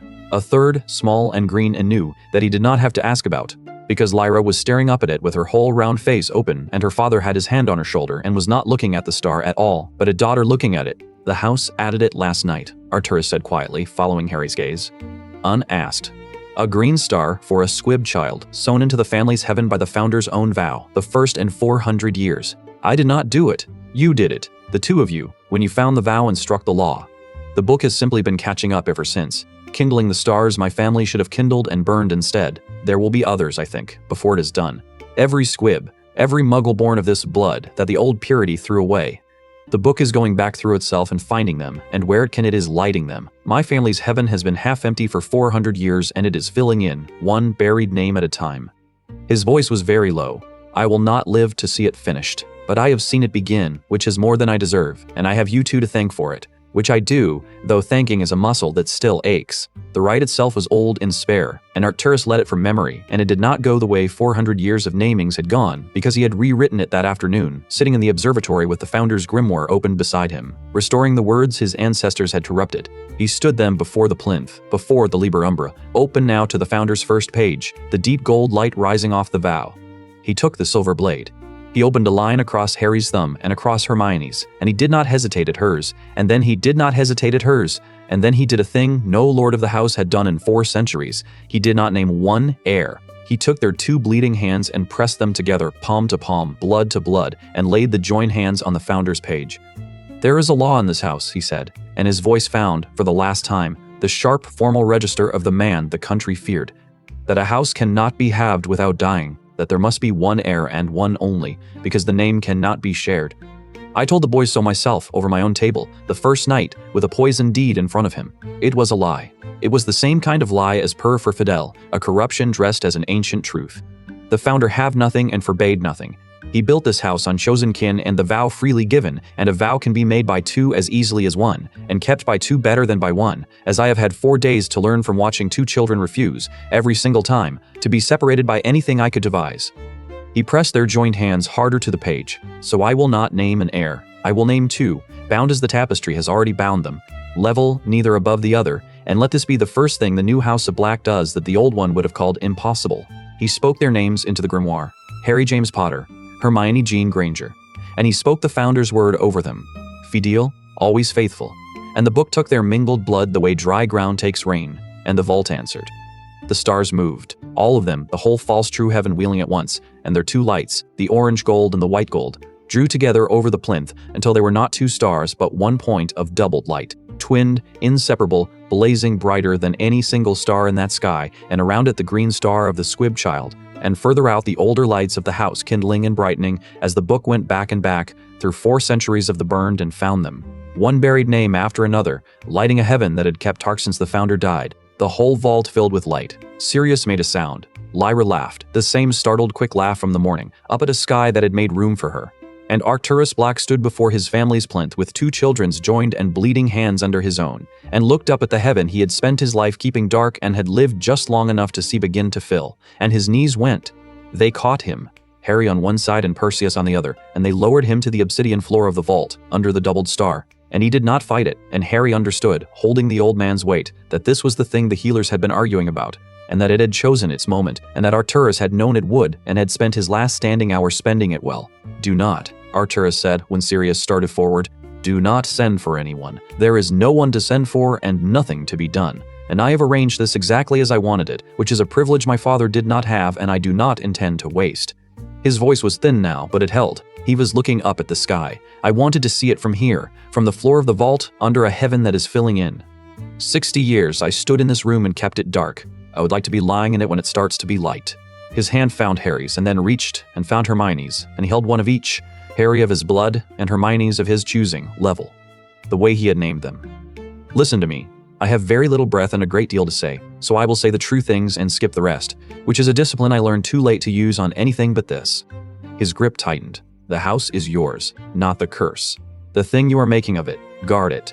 It will try to become the old thing the moment I am gone. That is its nature, and you will have to hold it down every year of your lives, and some years you will be tired and it will gain ground, and you must forgive each other for the ground it gains and take it back together. Never apart. That is the whole of the wisdom I have, 90 years of it, and it fits in 3 words. Never. Apart. Everything I did wrong, I did alone. Everything my family did wrong, they did by making each other alone. Do not let it make you alone. It will try. It is trying already. It has been trying all week, and you have beaten it every time by the same simple thing, which is that you would not let go of each other's hands, and I am telling you as the last act of a long and mostly wasted life, do not, ever, whatever it offers you, whatever it threatens, let go of each other's hands." "We won't," Hermione said. Her voice was steady and her face was not. "We already promised each other. The first night, in the dark. Before you'd even really started." "I know," Arcturus said. "I heard you. The house told me. I lay awake and listened to 2 children I had brought here to break-tie themselves together against me, and it was the best night's not sleeping I have had in 40 years. Something moved across the old face, and it was the thing he had never quite let them see, unfolded all the way at last. I had a sister, Doria. I let them burn her off the tapestry for loving a kind man beneath her, and I never wrote to her, and she died, and I have been sorry every day for 40 years and never once said it to anyone who could do anything with the sorrow." His eyes found Harry. "You have her mouth. I told you that the first night, through the ink to frighten you. I am telling you now for a different reason. When I am gone, and you stand in front of that tapestry, and you see her name stitched over the burn, that was the only apology I knew how to make. For years, a name sewn across a wound where no one would understand it. You understood it in 11 minutes, both of you." His hand tightened once more on each of them. "I'm not sorry to go. I want you to know that. I spent 90 years in a house I kept dark, and I am dying in the 1 hour of it that has any light, holding the hands of the 2 people who lit it, and that is more than my father got, and more than Regulus got, and more, God knows, than I earned. Du jour." The old word came, and he did not corrupt it. He gave it the founder's ending, the true one, the last thing he ever said. Fidir. Above him in the filling heaven, the star that was Arcturus, orange, high, the one Harry had found the very first night in the vault, did not go out. It dimmed, slowly, gently, the way he had said a black star dims, not extinguished, but joining the long, slow river of the ones behind, sinking back into the deep light of all the blacks who had come before, and as it dimmed the doubled star of the 2 new heirs, the orange gold and the white gold burning as one, brightened to take up the light it left, so that the heaven lost nothing, so that the river only deepened, so that the House of Black, at the exact moment of its oldest lord's death, was for the first time in 400 years brighter than it had been. Lyra Black, 11 years old, standing under a sky full of the newly lit stars of everyone her family had ever thrown away, slipped her small hand into her father's and said, very quietly, into the enormous silence of the vault, "He's a star now, too. Look, he went into the river. That's not gone. Grandfather said that's not gone. That's the only kind of not dying our family ever managed." And Perseus Black, who had wept easily since the day 2 children gave him back his daughter, wept again and held her hand and looked up. Sable came to them late that night, after the vault had been closed and the household put to a bed none of them slept in, and she carried on a black cushion 2 things, the Lord's ring of House Black, the black stone and the raven, cool now that the hand that had worn it for 60 years was still, and a letter, sealed in wax the color of old blood, addressed in a hand they both knew, the loops of it schooled 100 years before either of them was born. "The master wrote it a week ago," Sable said. Her old soft ears were folded all the way down. "The night the 2 of you refused the deed, he told Sable it was to be given when he was in the River of Stars and not before, and that Sable was not to weep in front of the new lords because it was undignified, and Sable is trying and it is not going well."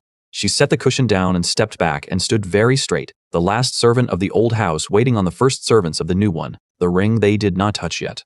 The letter, Harry opened, and they read it together by the light of a single candle, heads bent, the way they had read a poisoned deed on the first night in this house, except that everything had changed between the 2 readings, and the changing was the whole of the story. "The 2 of you. If you are reading this, then I am a star," which is a sentence I have wanted to be able to write my whole life and only earned in the last week of it. There are practical matters, and I will be brief, because I was never brief in life and should like to try it once. First, the ring. Do not fight over who wears it. You will only hurt each other's feelings, and you are the joint lords of this house, and a ring is a small thing to be joint about. Wear it in turns, or have the goblins strike a second, or leave it in a drawer, and command the house with your voices, which it will now obey, because it has read your blood and your vow, and it knows its masters. The ring is only a habit. The house answers to who you are, not what you wear. Second, the vault to the goblin's fear, that I promised to tell you of after the naming, when you would be past refusing. You are past refusing now. The star is lit, there is no giving it back. So, it holds no gold. It holds the founder's own working, the original binding of the house to the heavens, the first thread from which every star of every black was ever hung. It is the reason we do not truly die, but dim into the river. It is the source of the whole cosmic inheritance, and it is fragile, and it is unguarded by anything but the goblin's fear and my own silence, and it could be unmade by anyone who reached it and wished the house ended. I have guarded it for 60 years by being the only one who knew its nature. Now you know. Guard it, as I did, not with wax, which can be picked, but with being worthy of it, which cannot. The Dark Lord, when he comes, will want it. A man who fears death above all things will give a great deal for a house that is solved dying.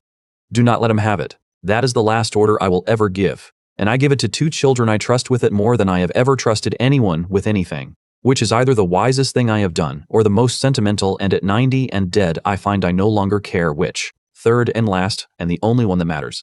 I brought you here to test you, and you tested me instead, and I failed, and it was the best thing that ever happened to me. I have spent this week watching two people love each other in the plain, unremarkable, stubborn way that my whole family spent 400 years being too proud to manage, and it has shown me, at the very end, what the house was always supposed to be, and what I was always supposed to be, and what I was always supposed to be, and what I might have been, if one person in my life had refused to let go of my hand the way you two refused to let go of each other's. It is too late for me to be that. It is not too late for the house. You are the house now. Make it faithful. Keep each other. And when you are very old, and one of you goes into the river first, as one of you must do not grieve too long, because the river is not gone, I have it on the best authority. I am writing to you from it. The other will follow in time. And your two stars will burn in this heaven together, long after everyone who reads the prophet has forgotten your names, which is the only immortality ever actually achieved, and the first time in 400 years it will have been smitten in sight. I kept faith at the end. It was almost enough. You will do better. Arcturus Black, Lord of the House, in the River of Stars, at last. Neither of them spoke for a while. Then Harry took the ring off the cushion, and he did not put it on, and he did not give it to Hermione either.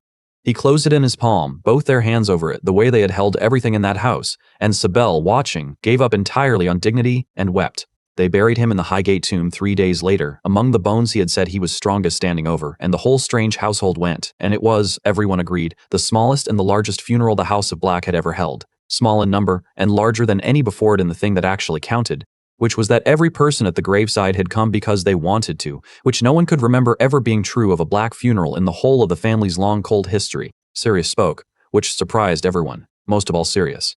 He stood at the head of the tomb where 4 days earlier he had trapped a blackmailer, and he looked at the coffin of the grandfather he had spent his life hating, and he was quiet a while before he found it. I ran away from this family when I was 16, he said, and I told everyone who'd listened that there was nothing in it worth staying for, and I was right, and I'm standing here having to say I was also wrong, which is a thing you can only learn from someone who's already dead, because they're the only ones who can't gloat about it. A rough sound. He was a hard man. He was cruel for most of the years I knew him, and he let terrible things happen, and some of them he did with his own hand. I'm not going to stand over him and pretend he was kind. But he spent the last week of his life becoming the thing he should have been for 90 years, and he did it on purpose, knowing he wouldn't get to enjoy any of it, purely so that 2 children would inherit something better than what broke the rest of us. I don't know what to call that. It isn't redemption. He didn't have time to earn back what he cost. But it's the hardest thing I've ever watched anyone do. An old man looking straight at everything he got wrong and fixing what little he could reach with the hours he had left. If that's the last thing the House of Black ever taught me, it's more than the first 16 years of it managed. He stepped back. Toujours fidèle, you old monster, you got there. Late, but you got there. Lyra put her drawing in the tomb, the one of the tapestry with the pencil stars, the green one now filled in hard beside the orange and the white. No one told her to. She simply walked up and laid it on the stone and said, "So he has it wherever he's going," and stepped back to her father, and Perseus put his hand on her head and did not weep this time, which was its own kind of progress. Afterward, in the weeks that followed, the work began that would fill the rest of their lives. Perseus rode out under the house's name and started bringing them home, the cast-offs, the burned-off, the squibs given to strangers, and the Muggle-borns struck from the weave, the living ones and the descendants of the dead ones, one buried name at a time. Some nights Harry and Hermione would go down to the Star Vault and find another light had kindled in the Founder's heaven while they slept.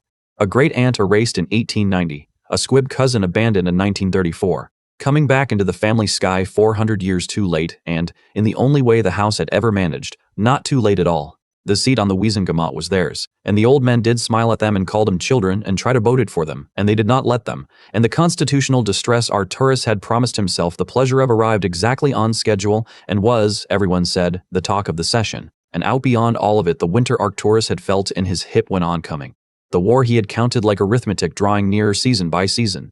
But Hermione's parents slept behind wards no war could find, and Sirius's case moved through the Wiesengemot on the strength of a dead man's letter, and the most dangerous name in Britain was held now by 2 people who would not let go of each other's hands, which was, it would turn out, the one thing the enemy had no counter for at all. Harry and Hermione stood at the front because they were the house now, and they held hands because they were the house now, and no one thought it strange, because the tapestry had drawn them that way and the sky had, and there was a green star for a squib child in the family's heaven, and a doubled star for 2 children who would spend the rest of their lives holding down a curse and lifting up a vow, and the old motto was chiseled off, every stone in Ravensmere and the true one cut in its place. Toujours, always faithful, in the Founder's own hand, restored one cut in its plates. Tight as a whale, but all of that came after. On the evening of the funeral itself, before any of the work had begun, the 2 of them climbed to the observatory at the top of the house, alone, because the others had gone down to a dinner in a hall that was, for the first time in 60 years, too small for everyone who wanted to sit in it. The window faced east, and the sky was clear, and the stars were out. "There," Hermione said, finding it before he did. Of course. Always. Not low in the west now, it had wheeled up high and bright, the doubled star, orange gold and white gold burning as one point over the Wiltshire Downs, brighter than anything around it, and near it a small green light, and further off, a whole spreading field of new stars where a heaven had been half dark for 400 years and was filling in, by night might. That's Sat, and all the rest of them. Everyone they burned off coming back into the sky one at a time, because we read out a vow. Harry, we're going to be doing this for the rest of our lives, are we? Holding it down. Lighting them up.